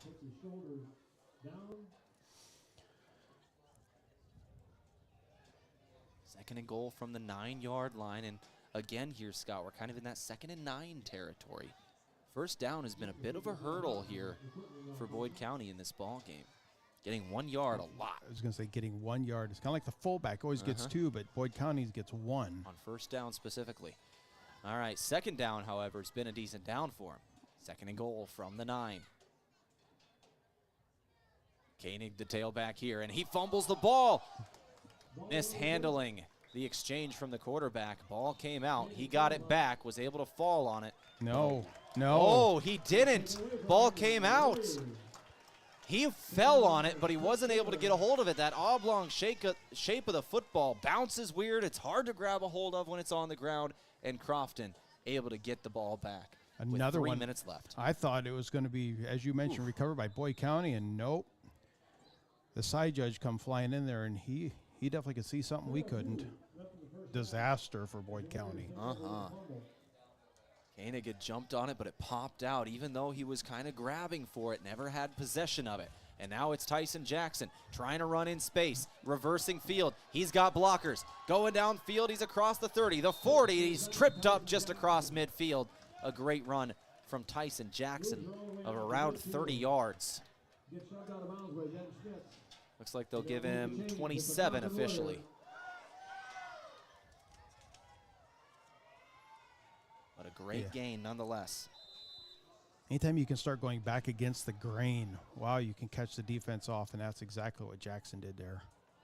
3 minutes left in the first half, 36-0 your score. Crofton trying to add 1 more before the end of this first half. Foxhoven. Grant Jordan in motion. Miscommunication from Crofton on that play, but Tyson Jackson has the ball, and he'll turn it into positive yardage. That was a broken play from Crofton. Coach Ostermeyer is hot as he's talking. There was a miscommunication with Jordan and Foxhoven. Jordan was in motion, and right as Foxhoven snapped it and turned to pitch it to Tyson Jackson, Jordan was in the pitching, like in the lane there, and he literally kind of matrixed it, I say. He fell over backwards as the ball went over his face to get to Jackson just to avoid a fumble there. That was near disaster. Jackson ended up taking it for 9. I was focused on the defense. That was excellent, Tehl. Great play there, as you mentioned. 2nd down. They're going to give it to Jackson again. Jackson, first down yardage, gain of 7 here on 2nd and 1. This time they're going to move the chains because that's the Crofton Warrior. 2:28 on the clock, 36-0 your score.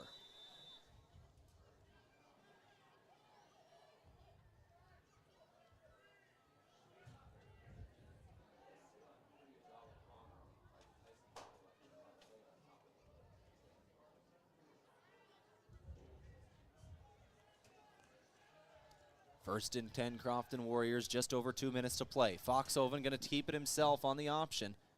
He'll spin, go down inbounds. He's still on his feet. He's still on his feet and going down to the 10, nearly broke away. Oh, man, a first down run for Preston Foxhoven, and that should have been a gain of 3. Gain of maybe 12 on the play. First and 10 from the 11-yard line for the Crofton Warriors. 1:56 on the clock, and now is the time for Crofton where you kind of take a breath and take as much time as you can over the next couple of plays. Leave as little time as possible for Boyd County, and Crofton is thinking on the exact same vein. Play call coming in late. They're just now lining up, taking some time off the clock. Foxhoven in the shotgun. 3 receivers, 2 to the left, 1 to the right. He'll take the snap, give to Jackson. Jackson gonna go into the end zone, nearly untouched. With 1 minute and 31 seconds left before halftime, Crofton extends their lead 42-0. Very impressive. Now Jackson has 35, I believe. Without looking at my notes, 35 touchdowns on the year. Yeah, that'd be number 35 for him. That was his 8th carry, and just, yeah, a slow start. Had a couple of rushes after the first quarter, and now got things going. Crofton had 45 rushing touchdowns as a team coming into this game. That was Jackson's 35th. Just himself. The kick on, they were going for 1 again. The kick goes over the head of the snapper, and Crofton picks it up and tackled instantly is the kicker, Gavin DeShazier, who was able to grab the football and tried to run it in, but the kick was well over the head of the holder, Tyson Jackson. No good on the extra point, but it is still 42-0, a minute and a half left in the first half. You're listening to KYN TV's Game of the Week. Back in 30. Mount Marty is committed to excellence in nursing. We really go the extra mile to care for our students as a whole person. My name is Crystal Diedrichsen. I am an associate professor of nursing at Mount Marty. As a Catholic Benedictine university, we can incorporate God and prayer in our regular classwork and interactions with students. And in addition to that, we care about the students in other aspects of their lives. Start your journey at mountmarty.edu.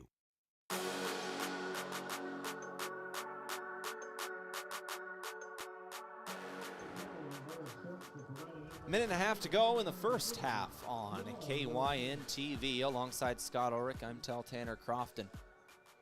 They're in playoff form, 42-0 over Boyd County. Yeah, rolling would be a good way to put it, and they are absolutely looking like a team that could go down the stretch deep into the playoffs. The coaches agree. They have them ranked in the top 5 in the latest coaches poll in the state of Nebraska. Crofton, a team that has been making deep runs in the playoffs, but falling just short of that trip to Lincoln 2 years ago, falling in the semifinals, last year in the quarterfinals. A team that has been right there, but not able to get over the hump. They're going to have another good shot in the playoffs this season. Kick return for Schmitz, taken across the 20. First contact at the 20, 22-yard line. Maybe 23 is where he'll get to. Yeah, you mentioned they've been to the quarterfinals. They were in the semis. I think it was 2016, the last time they made a trip into Memorial Stadium. The runner-up down there, and that was in Class C2 with 11-man. Looking for their first trip down there in 8-man football. And it's not that long ago that Crofton made the jump down to 8-man. 1:22 on the clock. First and 10 run. Did they tried that sneak again on first and 10. Gain of 3. Sometimes you just got to go with what works, and it's not been a whole lot working here today. Quarterback sneak on first down is certainly something rare, but got to go with what works. Yeah, they just don't have a deep playbook, and if they did, they would have shown it by now. Second and 3. Sneak again. Short gain this time, maybe a yard. Third down. Maybe 2. Third and 5.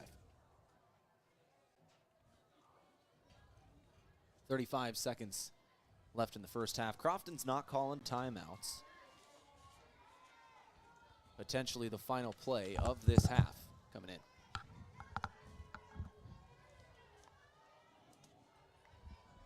Third down, Boyd County. There's the snap. And a good gain, first down yardage for Koenig. He'll be forced out of bounds near midfield, right at the 40. 10 seconds left in the first half. enough time for maybe a trick play. Boyd County can maybe get downfield here. They did not call any of their final timeouts. I think they've got one left.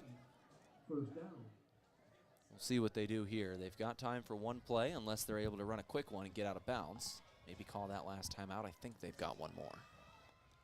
1st and 10 from their own 39-yard line. 41 yards to go to the end zone. Right at midfield, just about. Everyone in tight again. They're going to run up the middle with Koenig. Koenig going to go down. 11 yards downfield, 4.9 seconds left. Move the chains, and now we're going to find out if Boyd County does, in fact, have that last timeout. I don't know that they do. They do not. So that will do it for the first half. It was actually turning into a decent drive, but that will do it for the first half. They get to the opposing Crofton 30, but the clock then runs out on them in the first half. 42-0, your score will stand at halftime. Let's go ahead and take a break. We'll come back and start rolling through all the stats from the first half. Scoring plays, out-of-town scoreboard, and we'll take a look at Preston Foxhoven's incredible first half.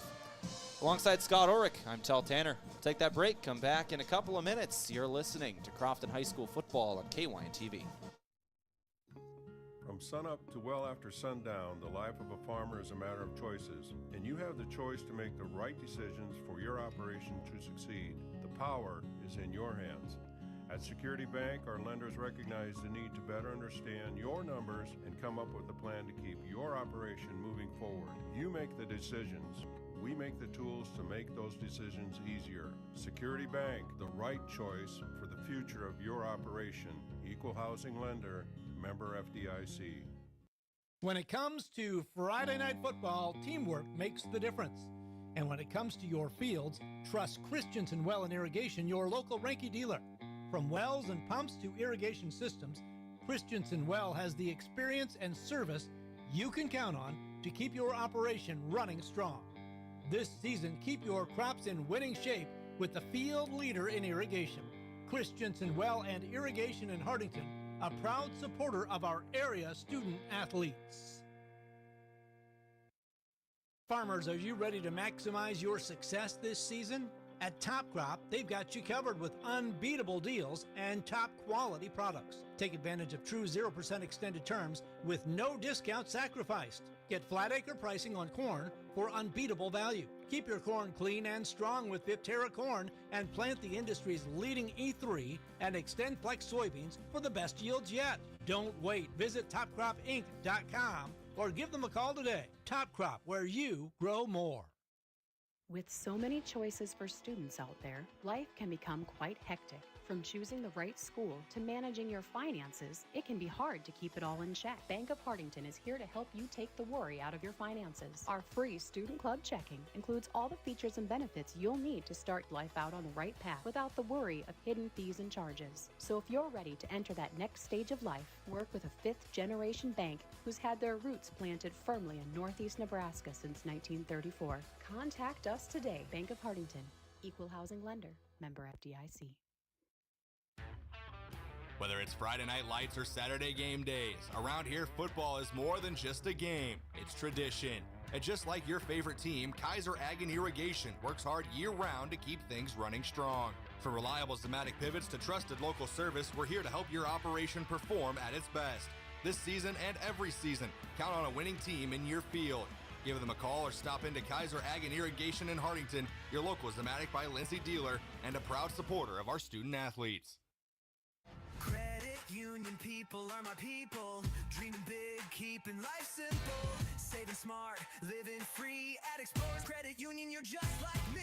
We chart new trails, we stand tall. Together we rise, together we call. Credit union people are my people, it's true. And I found my crew at Explorers CU. Federally insured by NCUA. Visit explorerscu.com to join the journey today.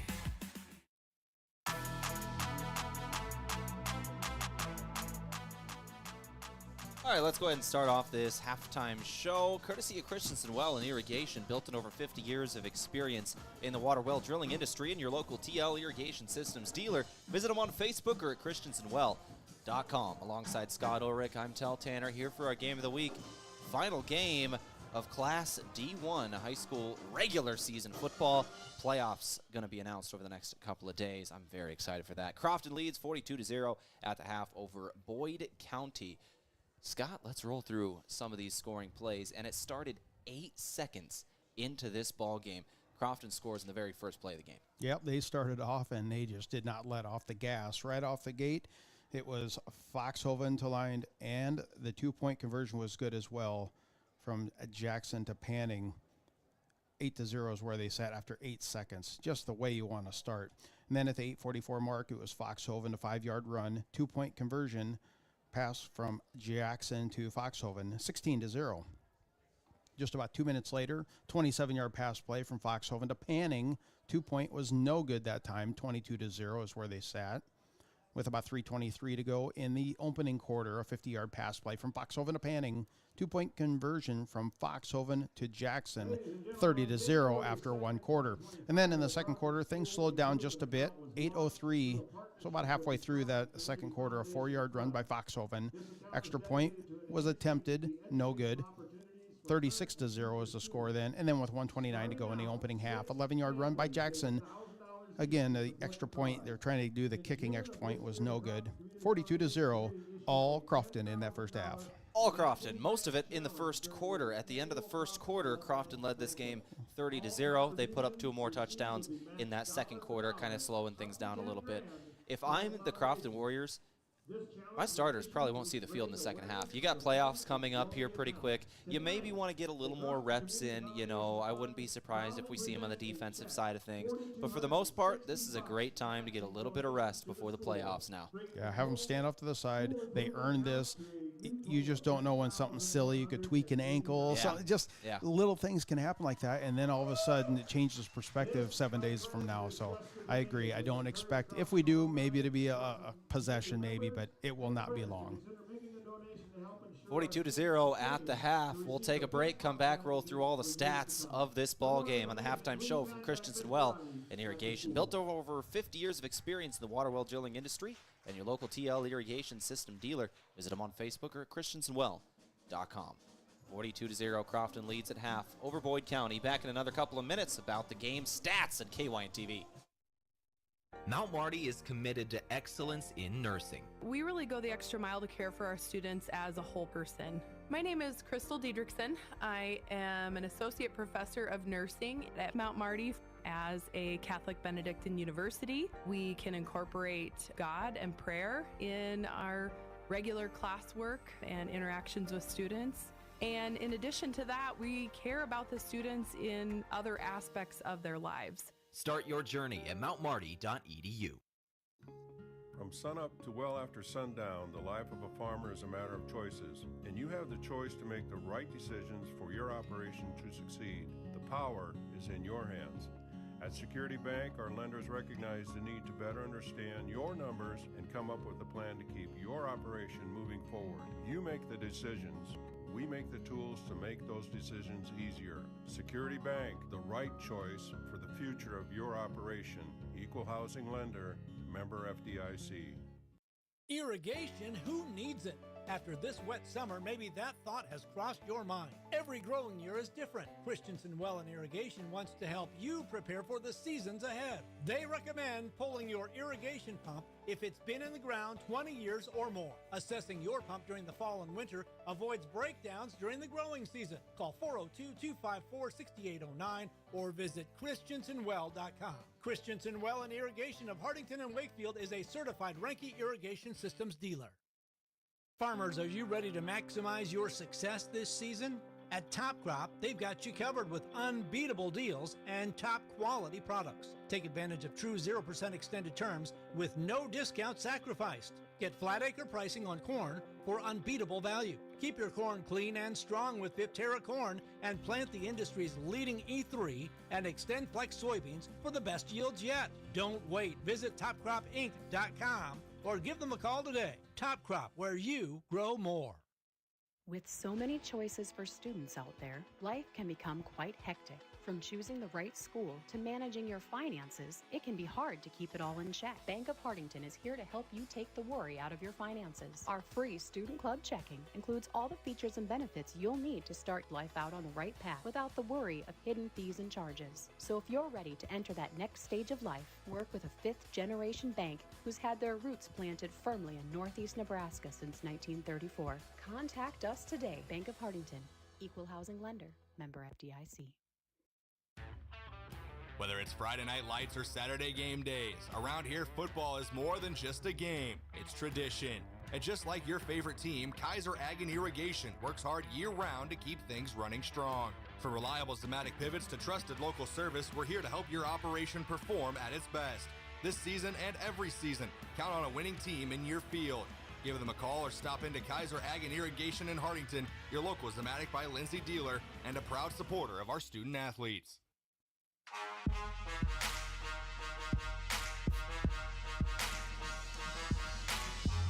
42-0, Crofton leads over Boyd County at halftime. Let's roll through the game stats here, Scott, on the Christians Well and Irrigation halftime show.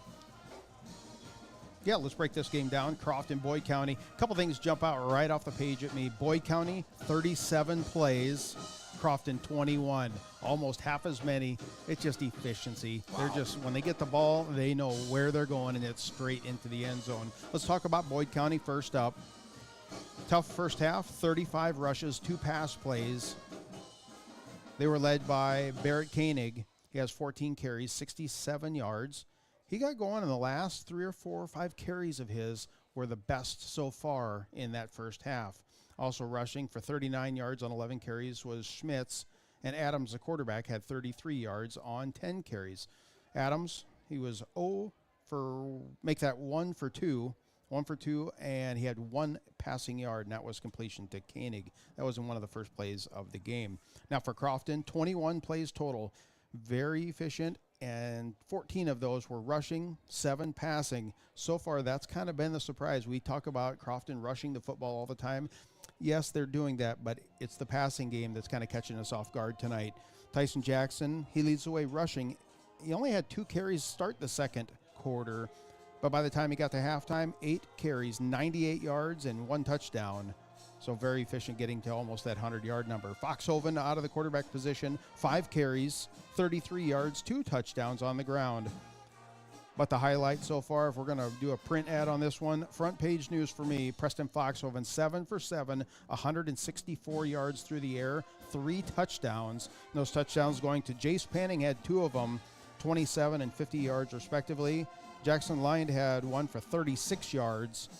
Lind also had another grab for 6 yards. And Trevor Allen, the bigger tight end, if you will, has 3 grabs, 45 yards so far on the night. That passing game has been very good. Yes, it has. I love that. I love when you're able to get a little bit of balance in your offense right before the playoffs start. Crofton, I tell you, man, they're looking dangerous going into the playoffs this year. Let's go ahead and take one final break here in our halftime show. Come back, go through our out-of-town scoreboard, give you some of the other games and their finals. We got finals from yesterday and score updates from tonight. Back in a couple of minutes on KYN TV. Credit union people are my people. Dreaming big, keeping life simple. Saving smart, living free. At Explorers Credit Union, you're just like me. We chart new trails, we stand tall. Together we rise, together we call. Credit union people are my people, it's true. And I found my crew at Explorers CU. Federally insured by NCUA.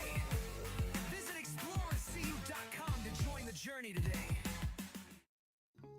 From sunup to well after sundown, the life of a farmer is a matter of choices, and you have the choice to make the right decisions for your operation to succeed. The power is in your hands. At Security Bank, our lenders recognize the need to better understand your numbers and come up with a plan to keep your operation moving forward. You make the decisions. We make the tools to make those decisions easier. Security Bank, the right choice for the future of your operation. Equal housing lender, member FDIC. When it comes to Friday night football, teamwork makes the difference. And when it comes to your fields, trust Christensen Well and Irrigation, your local Ranky dealer. From wells and pumps to irrigation systems, Christensen Well has the experience and service you can count on to keep your operation running strong. This season, keep your crops in winning shape with the field leader in irrigation. Christensen Well and Irrigation in Hardington, a proud supporter of our area student athletes. Farmers, are you ready to maximize your success this season? At Top Crop, they've got you covered with unbeatable deals and top quality products. Take advantage of true 0% extended terms with no discount sacrificed. Get flat acre pricing on corn for unbeatable value. Keep your corn clean and strong with Viptera corn and plant the industry's leading E3 and Extend Flex soybeans for the best yields yet. Don't wait. Visit topcropinc.com or give them a call today. Top Crop, where you grow more. With so many choices for students out there, life can become quite hectic. From choosing the right school to managing your finances, it can be hard to keep it all in check. Bank of Hardington is here to help you take the worry out of your finances. Our free Student Club checking includes all the features and benefits you'll need to start life out on the right path without the worry of hidden fees and charges. So if you're ready to enter that next stage of life, work with a fifth-generation bank who's had their roots planted firmly in Northeast Nebraska since 1934. Contact us today. Bank of Hardington, Equal Housing Lender, member FDIC. Whether it's Friday night lights or Saturday game days, around here football is more than just a game. It's tradition. And just like your favorite team, Kaiser Ag and Irrigation works hard year-round to keep things running strong. From reliable Zematic pivots to trusted local service, we're here to help your operation perform at its best. This season and every season, count on a winning team in your field. Give them a call or stop into Kaiser Ag and Irrigation in Hardington, your local Zematic by Lindsay dealer and a proud supporter of our student athletes.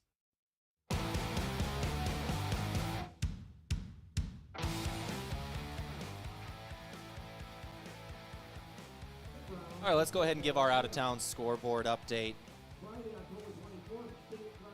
here on the halftime show from Christensen Well and Irrigation. Built on over 50 years of experience in the water well drilling industry in the area. And our out-of-town scoreboard update from the Bank of Hardington, where other banks have their branches. Bank of Hardington has their roots. Scott, you were just telling me about a good game.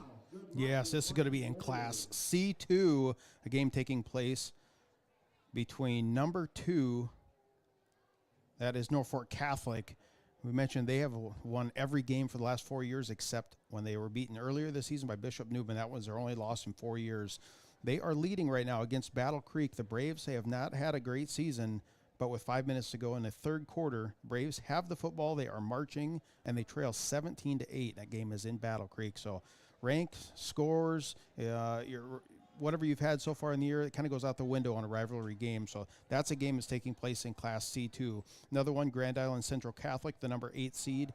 They are playing number 4 Boone Central from Albion, and it is Boone Central getting blanked on the scoreboard 28-0 by Grand Island Central Catholic. Those are in Class C2, kind of some games that are affecting throughout Northeast Nebraska. Again, Cedar Catholic off this week due to a forfeit from Oakland Craig. So the Trojans move on, and they will still remain that number 1. Kind of turned into a bye week for them right before the playoffs start. That is a good kind of turned out well for them. And they play Norfolk Catholic next week, so you're going to get 2 weeks to play against one of the best teams in the state as well. So absolutely. Class D1, though, Wausau Osmond, they were victorious earlier today against Niobrara Verdigris. Again, Wausau Osmond, they're a top 10 team in Class D1. 64-20 was that score.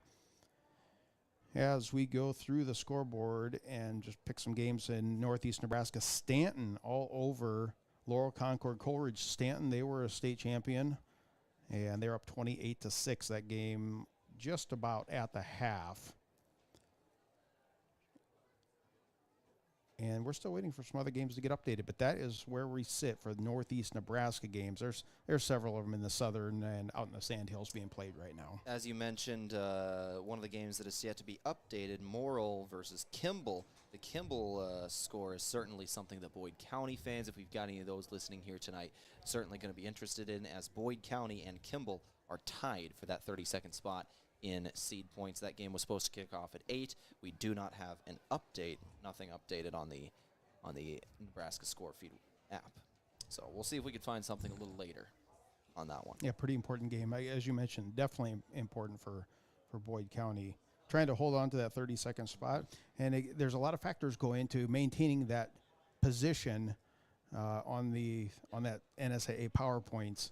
Obviously, a win would be the best. However, you can still lose and hold position, and we'll see how that shakes up as well. One other game, Atkinson West Holt playing number 10 Ravenna. West Holt trails by 22-20. 2 minutes left in the third quarter. West Holt has traveled out, and we've called a couple of their games in the past. They're just not far from west of us. Not sure if we gave the Freeman score, but Freeman is leading Omaha Christian 43-6, and that is impactful as well because Freeman is right behind Kimball and Boyd County, one spot below them in seed points, and they are winning big at halftime, so they might move up. Falcons playing solid. Yeah.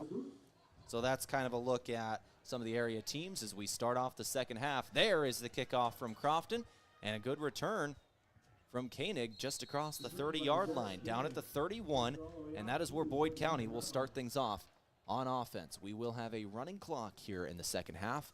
We can explain kind of what we're going to see here. The clock is running right now after the kickoff. So the clock will only stop on timeouts, touchdowns, and official stoppages of play for something like injuries, things like that when they stop the clock.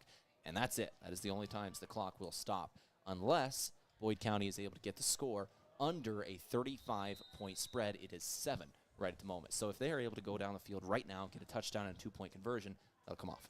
2-point conversion, yes.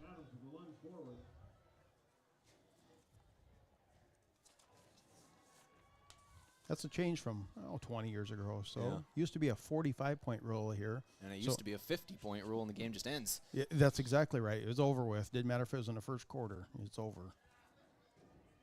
So it'll be 2nd and 9. It was a 1-yard run on first down again. 2nd and 9 incoming. They're going to go to Koenig. Koenig at the line of scrimmage, taken down by a couple of Crofton Warriors. Looks like on the stop was Trace Tramp and Trey Tramp combining for that one. Trace and Trey combining for the stop there. 10:35 on the clock, 42-0. Once again, your score out of halftime. At 8:30, we kick off the second half. That was a long first half with a lot of scoring from Crofton. It was. A lot of passing plays, getting out of bounds. It was a slow-moving first quarter specifically.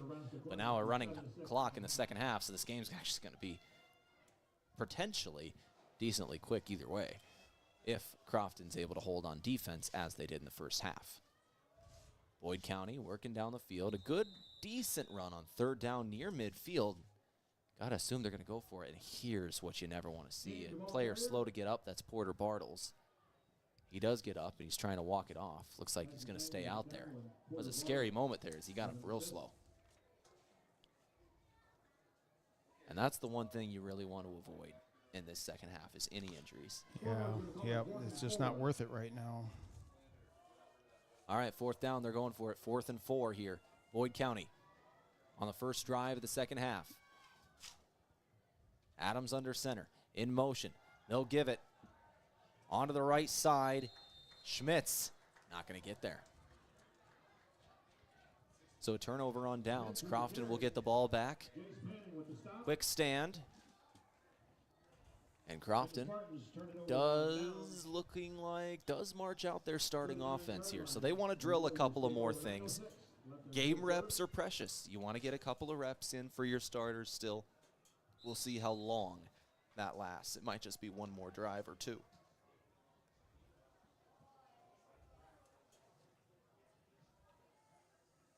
A little bit of confusion now. Players trying to get in the right lineup out in formation. Well, and that's why maybe the starters are still out there. They're trying to drill a couple of more things that they maybe haven't ran this season, as we're seeing Sanger running the football. Tyson Sanger, the 235-pound senior, lined up as the tailback there. They pitch it to him.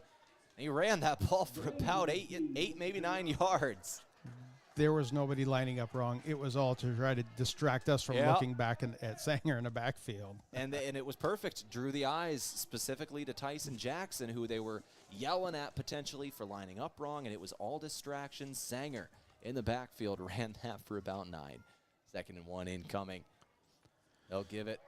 Tailback goes to the line of scrimmage again. A new face back there again. That is Anthony Steffen. So Crofton, maybe some of the starters are out there, but they are giving different looks and trying different things here, as expected. A couple of different guys running the football that we haven't seen.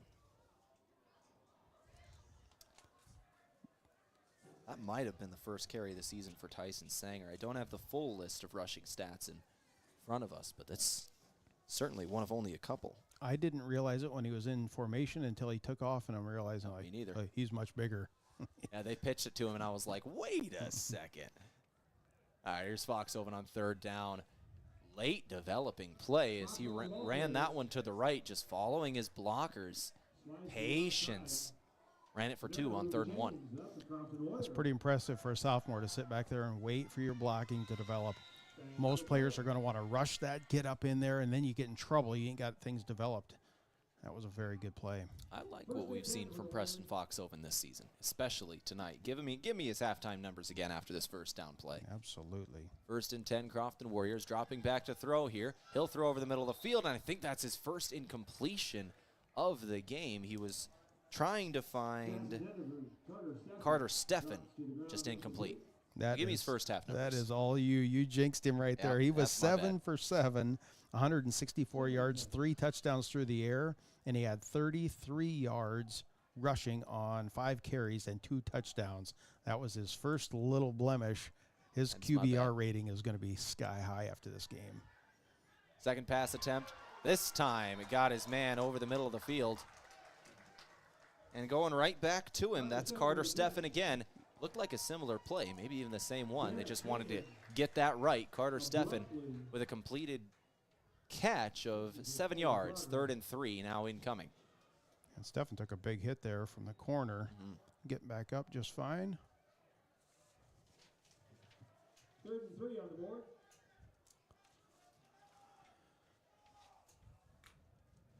Six minutes into the second half. It's 3rd down. Crofton going to run it up the middle here, and they're not going to get there. That is short.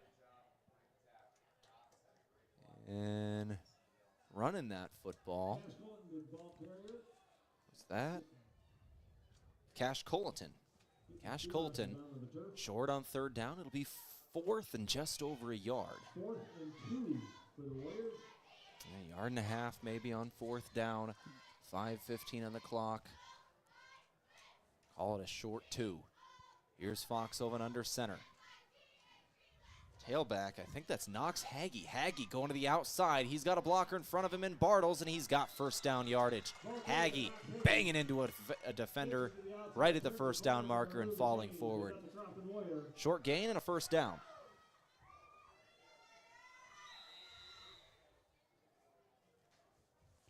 I like when they do this. Play some of the other players, get them out there. The game is in hand at this point, and it also shows good sportsmanship and not running it up with your starters. I just like it from all angles. And there was a mass substitution right there of a lot of offensive linemen coming out. I think they just substituted most of the O-line. I think the only starter left out there is Foxhoven, just commanding the huddle and handing it off to running backs. Foxhoven does hand it off to his tailback here. Running off his left guard. That is Cash Colleton. So it is pretty much what we expected coming out of halftime. Crofton has most of their defensive starters out there just to keep the game in hand, but offensively really mixing up who's able to get out there, get a lot of younger players some carries. Yeah, and the defense also makes sense. You want to keep this game a running clock. Don't bring it back and slow things down. Just keep it and get it over with and prevent the injuries. 8 minutes into the 3rd quarter, 4 minutes left, 42-0. Crofton on top, 2nd down. Crofton running up the middle again, a good gain here. That was Knox Haggy. First down yardage at the 6, maybe the 5. Nope, the 5 they'll spot him at. 1st and goal. Haggy looks really impressive. Haggy, a sophomore. Getting some looks here. Haggy going to be the tailback on this play. It'll be, I believe, Colleton spread out wide to the right, along with Carter Steffen as wide receivers. In motion now. Colleton got it on this pitch. Colleton stopped back at the 5-yard line. Line of scrimmage. No gain. 2nd and goal.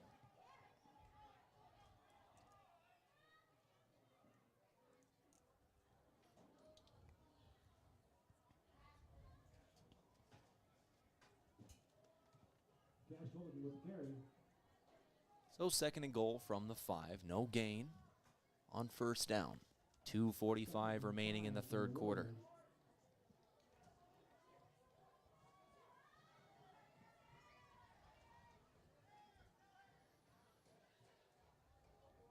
Spread formation. And a new quarterback in. And a fumble.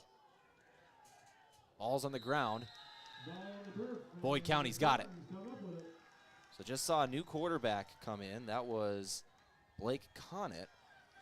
And a fumble on the exchange between the quarterback and the running back. They tried pitching it to the outside, but it was a heavy rush. Not even sure that the pitch ever got to the running back. A defender might have had a hand on it by the time he pitched it. That was heavy pressure right away. Not even sure you can blame the quarterback or the running back there. That was all the pressure. Yep, good defense. And you're going to have this when you bring in players like this late in the game. And they just don't have the playing time. So well, that's why they're out here, get a little bit of experience. Yep. So 1st and 10, Boyd County, 1 minute 45 seconds left in the 3rd quarter. Going to the left side in a short gain once again from Koenig. Gain of about 5 here, 2nd down. The clock has not stopped since we kicked off this 3rd quarter with the running clock. Not one stoppage we have seen. 1 minute and 25 seconds left in the quarter.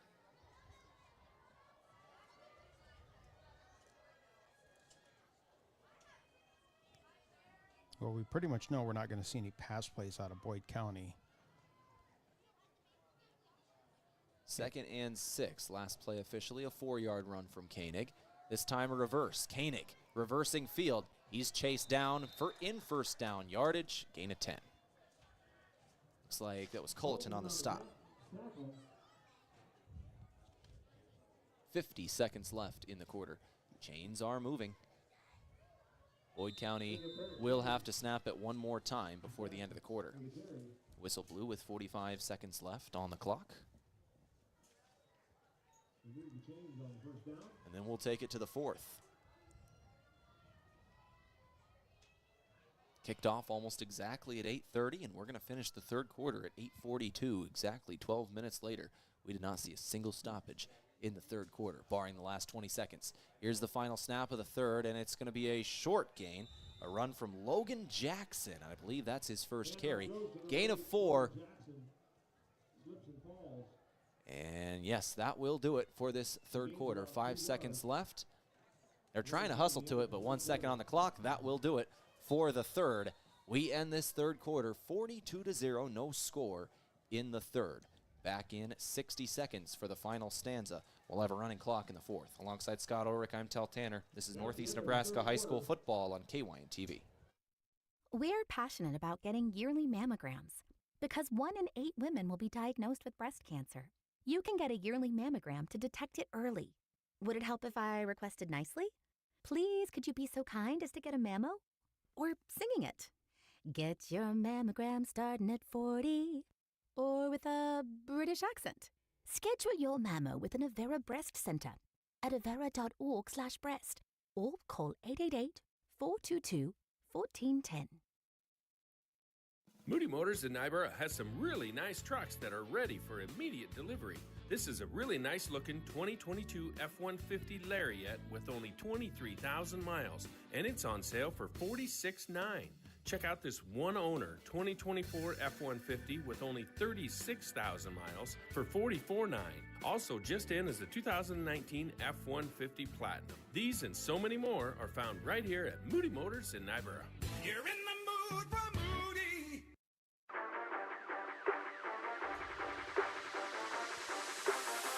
Here's the first play of the 4th quarter. It's a run up the middle from Koenig, and it's a decent one. Gain of 6 on 2nd and 6, right at the 1st down marker for Boyd County. We are underway in the 4th. In that 3rd quarter, there was not a touchdown, there was not a penalty, there was not a timeout, there was not a single stoppage on the clock. With the running clock, it only stops during those specific things. It did not stop once. It was a specific whistle-to-whistle 12 minutes straight until the end of the quarter. We were talking about it kind of in the break. That's something that's kind of funny. It is statistically the shortest possible quarter in football. Like, that's kind of funny. I've never seen that. 15 years of announcing for me, I've never seen one. Nope. You always have a touchdown or a penalty or a timeout or something. Didn't see one in that 3rd quarter. That was interesting. All right. Second down run goes for a yard. We're going to have 2nd and 9, or first down run goes for a yard. We're going to have 2nd and 9 incoming again.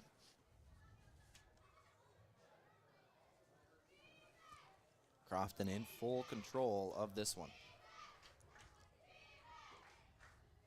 2nd and 9, Boyd County. They're going to pitch it to Koenig. Koenig trying off his right guard. Another short gain. It'll be 3rd down from the 39-yard line in their own territory. They need the 34. Taken down by Nielsen and Colleton. Needing 7 yards here. 3rd and 7. Boyd County Spartans. They are kind of playing.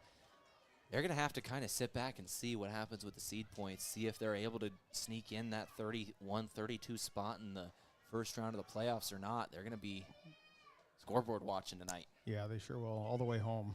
But for the end of this game, especially for your seniors, with the future being as uncertain as it is tonight for them, you got to play like it's your last couple of snaps, because it just might be.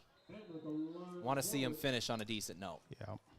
Decent gain on 3rd down. It'll be 4th and 1. Gain of 5, or gain of 6, needed 7. 4th and 1 in opposing territory now at the 35. You need the 34. They're certainly going for this. Got to expect that tush push is about to come in. Jackson Folkers, the 250-pound junior, just checked in. He's playing notes right over the right guard, actually. Nobody over the nose tackle. They do run that tush push, and they do get first down yardage. Gain of 5 on that play. 1st and 10. First down.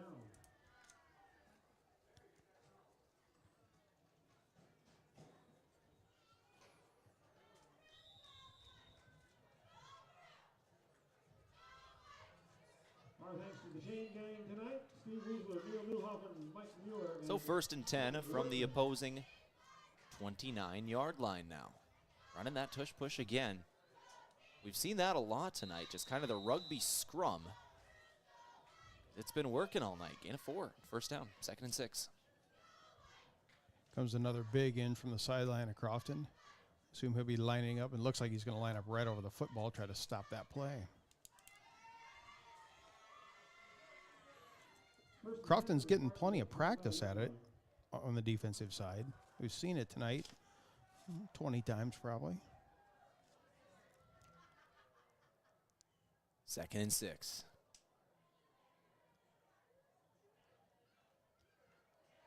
They'll run it with Koenig again. Koenig off his right guard.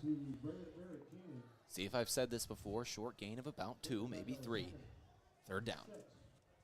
Just about what it's kind of been. Just short gains on these plays. And when Crofton gets backed up inside their own 30-yard line, that's when they've really dug in their heels on these 3rd and 4th downs, getting turnovers on 4th. Yep, the turnovers and stopping them and just forcing them. Everything has been very good for Crofton once they get backed up. So here is the 3rd down play for Boyd County. In motion is Koenig. They're going to give it to him, running a stretch play to the left side, and he falls forward, doesn't get first down yardage.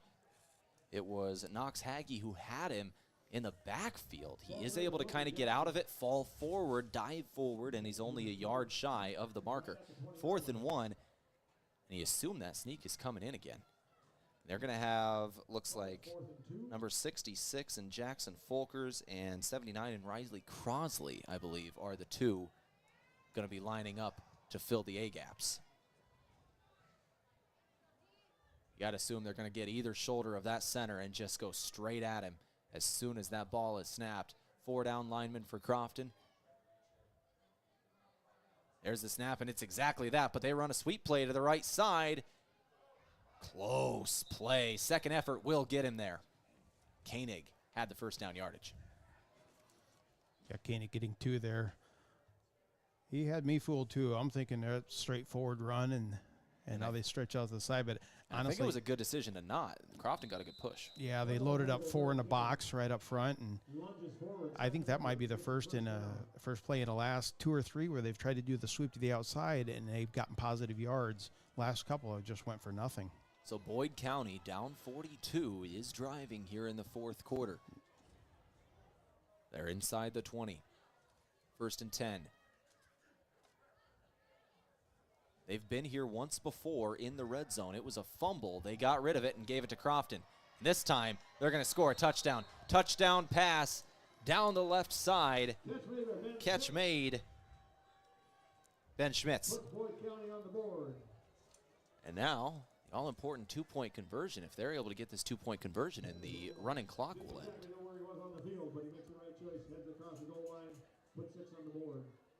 So they're going to try it here, see if Crofton can stop this two-point conversion, or if Board County can get rid of the Mercy Rule running clock. Tight formation.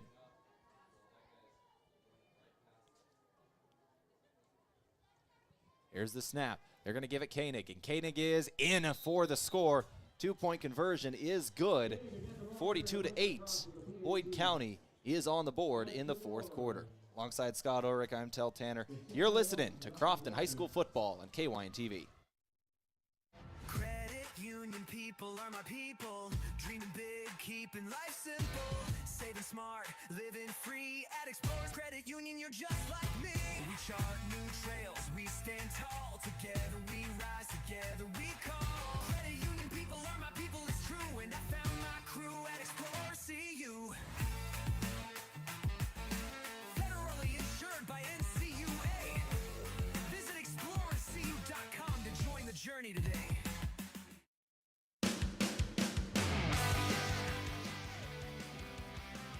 So 42-8 is your score. Boyd County on the board with 6 minutes and 1 second left in the fourth quarter. The running clock is off the board as the point spread should now be 34. But only 6 minutes left in this game.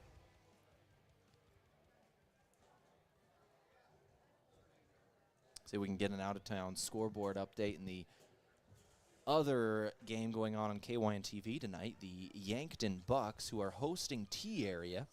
And 1 minute left in the third quarter. Yankton leads that game 24-7 over T Area. That's in Yankton. Yankton playing well. Currently second in the 11AA standings in South Dakota. So Crofton set to receive this kick. 6:01 on the clock.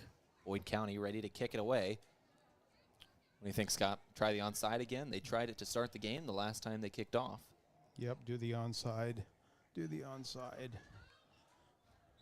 Crofton only has 3 men on that front line. It's a good time to try it.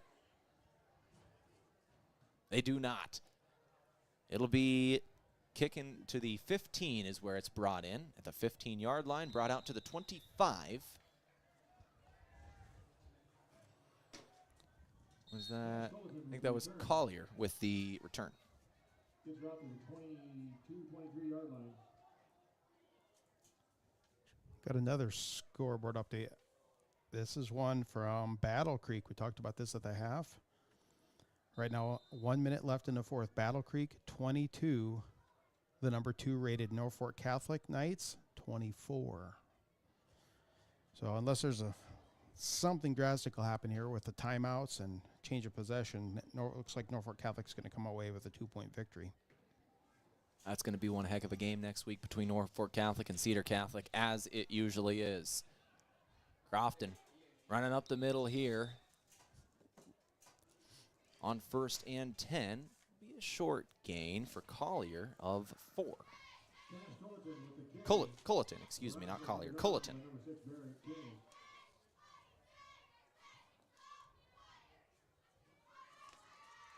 Yeah, we had a couple Colliers last night. Brothers were playing. Yeah. And it'll be Blake Connett as the new quarterback in here. Second down, and we have pre-snap whistles. False start in the offense. 5 minutes and 3 seconds remaining. Yeah, we'll see if the referees catch this. The clock is actually running. Oh, is it? Huh? Yeah, we'll just... No, they didn't see it. Yeah, it only took about 8 seconds off either way. Clock is now running again on the ready for play. 2nd and 10.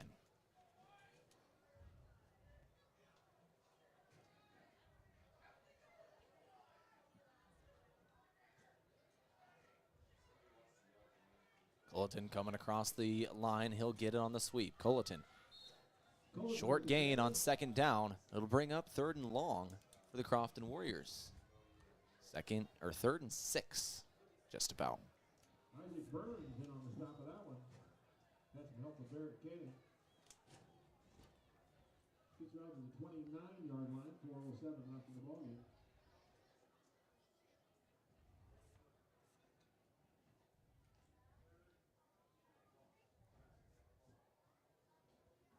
Third down, Crofton Warriors, 6 yards to go. On their own 29-yard line. Connick in the shotgun takes the snap. Empty set, he's rolling to his left with it, and he'll scamper upfield for about a yard. Just crosses the 30, and it's 4th down. Crofton looks like they're going to be punting this one away with 3 minutes and 30 seconds left in the ballgame. The exact same 8 stay out there. Nope, 1 substitution, but that is all. The quarterback does come off. Looks like they are punting.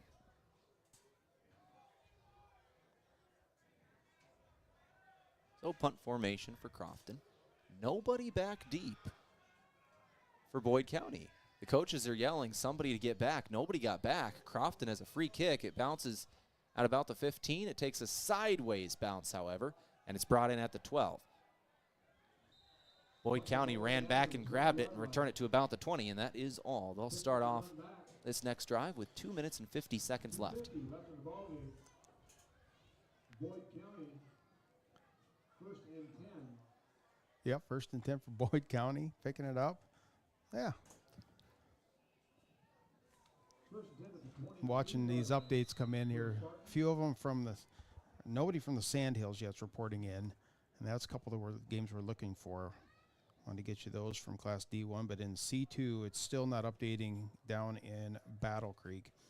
But the game that jumps out at me in Class C2 that is Boone Central, number 4, completely blanked on the scoreboard, 34-0 to Grand Island Central Catholic. Got to wonder what's happening there.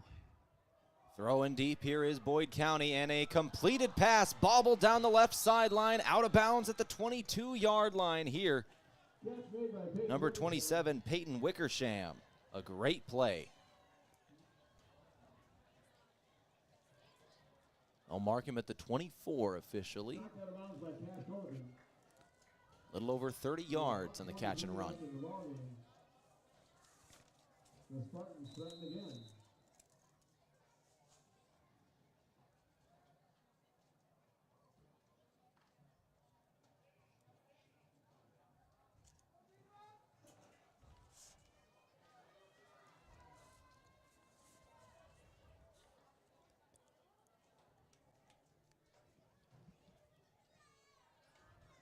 Quick throw over to the right side. Halfback screen. Looking for Wickersham there. Short gain. Stop the clock after the out of bounds. Knocked out of bounds. Knocked out of bounds by Culleton.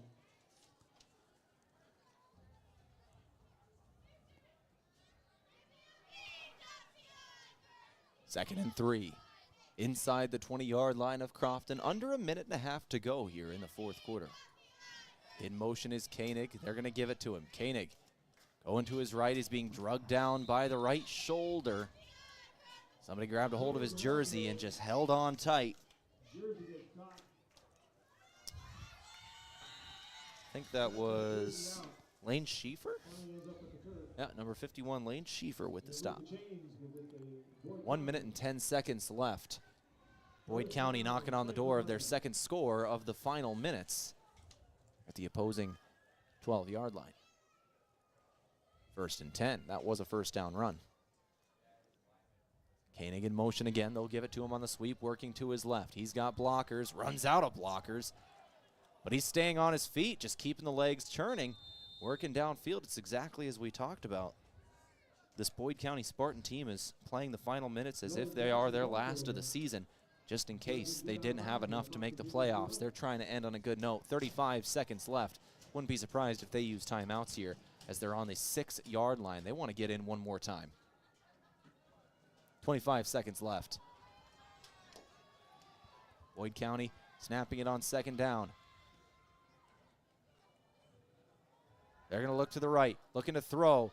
Quarterback doesn't fire, but he's got green grass to the left. He takes off scrambling, going to the end zone, and he is in for the touchdown. Boyd County, Charlie Adams, the senior, with 8 seconds left in the regular season of his senior year, scores what could be his final touchdown. Boyd County going to have to wait and see if they've done enough to get in the playoffs after this game. It's going to be close for them. But either way, Charlie Adams scoring a touchdown there. 2-point conversion incoming with 8.6 seconds left in the ball game.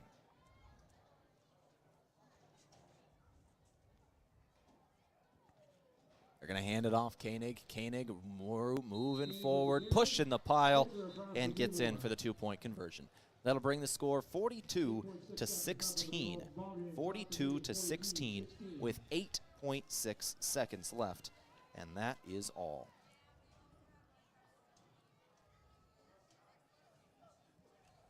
We're going to keep it right here during this break as 8.6 seconds left in the ball game. We'll take a short post-game break of 2 minutes. We'll come back, go through all the stats of this ball game in a couple of minutes here, but talk about the end of this game and shout out some seniors in the final 8 seconds. For Boyd County, Charlie Adams, Barrett Koenig, River Hansen, Austin Cadwallader, and Cooper Holes for Boyd County. For Crofton, the seniors, Josh Polensky, Jace Panning, Jackson Lind, Carter Steffen, Anthony Steffen, Tyson Sanger. That's your starter. That's your seniors, should say. 42-16 with just over 8 seconds left in the regular season for Class D1. In 8 seconds for the Crofton Warriors, it's playoff time, Scott. Yeah, they're definitely going into the postseason, hitting the right stretch, right notes. Everything is going their direction, and they're going to be playing at home. Oh, yeah. Ready to kick off here is Boyd County.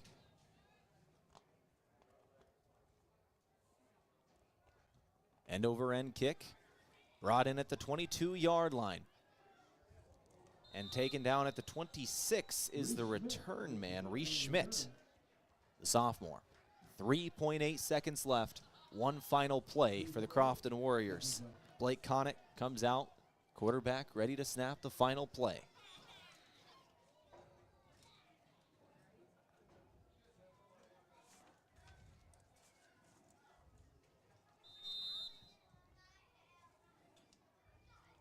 Crofton lines up. Everyone in tight. Victory formation. There's the kneel, and the Crofton Warriors are ready for the playoffs. 42-16 is the final score of this ball game.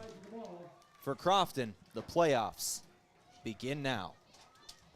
Alongside Scott Ulrich, I'm Tehl Tanner. 42-16, your final score. Crofton puts up 30 in the first quarter. This one, Crofton had it well in hand early. We're going to take one final break. We're going to come back in 2 minutes and wrap it all up here from Crofton. Talk about this game in full, all the stats, everything you need to know of what happened tonight, and a magical first quarter from Crofton and Preston Foxhoven. Back in 2 minutes on KYN-TV. Mount Marty is committed to excellence in nursing. We really go the extra mile to care for our students as a whole person. My name is Crystal Diedrichsen. I am an associate professor of nursing at Mount Marty. As a Catholic Benedictine university, we can incorporate God and prayer in our regular classwork and interactions with students.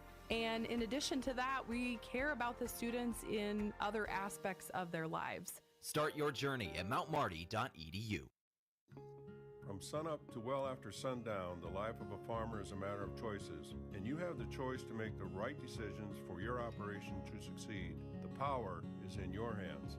At Security Bank, our lenders recognize the need to better understand your numbers and come up with a plan to keep your operation moving forward. You make the decisions. we make the tools to make those decisions easier. Security Bank, the right choice for the future of your operation. Equal housing lender, member FDIC. When it comes to Friday night football, teamwork makes the difference. And when it comes to your fields, trust Christensen Well and Irrigation, your local Ranky dealer. From wells and pumps to irrigation systems, Christensen Well has the experience and service you can count on to keep your operation running strong. This season, keep your crops in winning shape with the field leader in irrigation. Christensen Well and Irrigation in Hardington, a proud supporter of our area student athletes. Farmers, are you ready to maximize your success this season?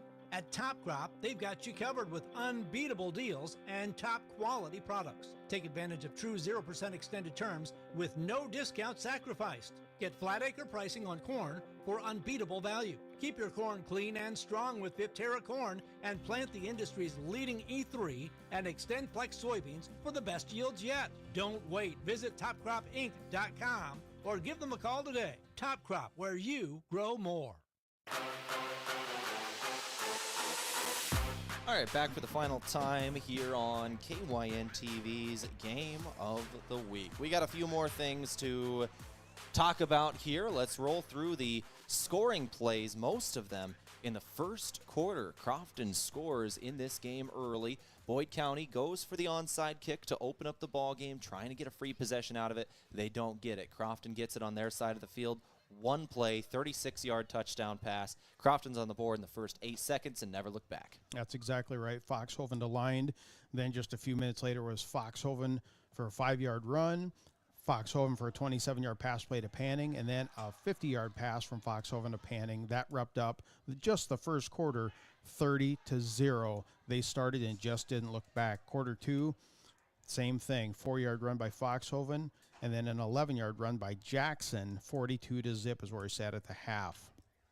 We get to the fourth quarter. His third quarter was, we mentioned, is 12 minutes of straight through, no stoppage on the clock at all.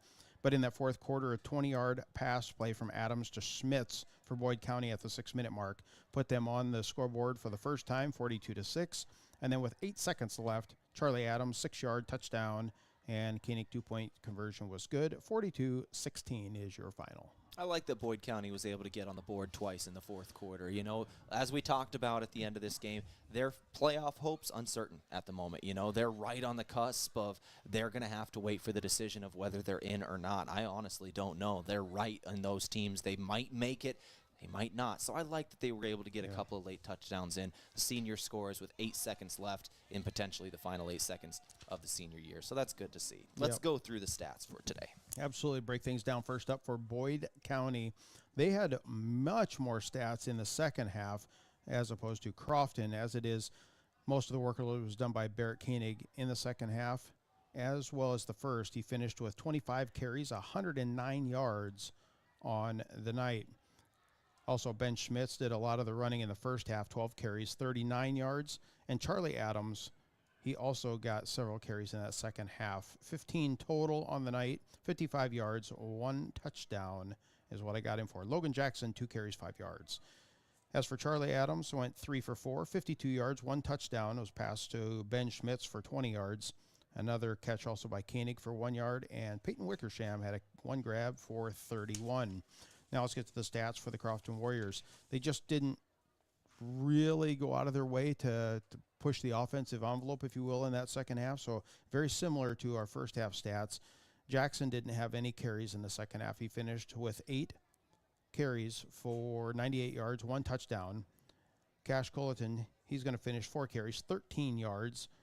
Preston Foxhoven, 6 carries, 35 yards, 2 touchdowns on the ground. Knox Hagee, 11 yards. Tyson Sanger had 9, and Anthony Steffen had 8 yards, respectively, for each there, Sanger and Steffen. They just had that 1 carry. Preston Foxhoven, almost completely perfect on the QBR rating. He's going to finish 8 for 9, 171 yards, and 3 touchdowns.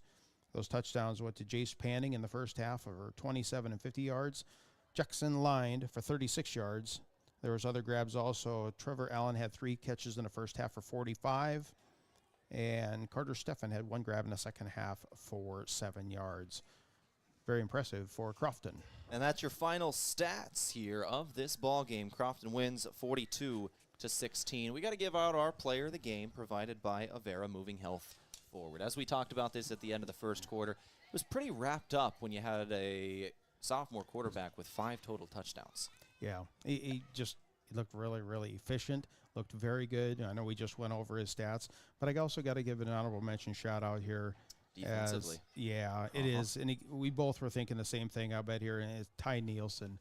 He just played like a beast on that defensive end position, made tackles that weren't even in his responsibility area. I thought he stood out, and I'm not saying he hasn't done well all season. This game, I just thought he stood out a little bit more. And it's a good time for it as you're going into the playoffs. You love seeing him hit their stride right before the playoffs start next week. With that, let's look at our out-of-town scoreboard here and take a look at some of these other schools that are playing here tonight. Wausau Osmond beat Niobrara Verdigris 64-20. Sandy Creek over Southern 71-0. Pender over Wisner Pilger 25-8. That's in the fourth quarter. 1 minute left in the fourth quarter, 25-8. That's about wrapped up. Hemmingford over Perkins County 28-12. Wakefield over Homer 40-6. We got Pleasanton over Sand Hills Valley 62-12. Sutton defeated Tri-County in a close one, 24-22. Laurel conquered Coleridge, going to fall tonight to Stanton 66-8. 1 minute left in the fourth. Bridgeport leading Sutherland in the second quarter 36-0. Freeman is going to finish against Omaha Christian. That's in the fourth, 57-18. That's a big one for Boyd County as they're right near them in the standings. And then Kimball, who Boyd County is tied with in seed points. Don't have an update on them. They're playing Morrill right now. No score posted, but that game is rolling. And those are in Class D1. D1, yep. Got some updates in Class C2. Number 6, Ord over Cross County, 64-13. West Point Beamer, 35-0 over Ponca. That game just starting the fourth quarter. Number 7, Kearney Catholic, 29-22 over Hershey. 2 minutes to go in that game. Hershey does have the football. Number 5, Bishop Neumann versus number 9, Lincoln Lutheran.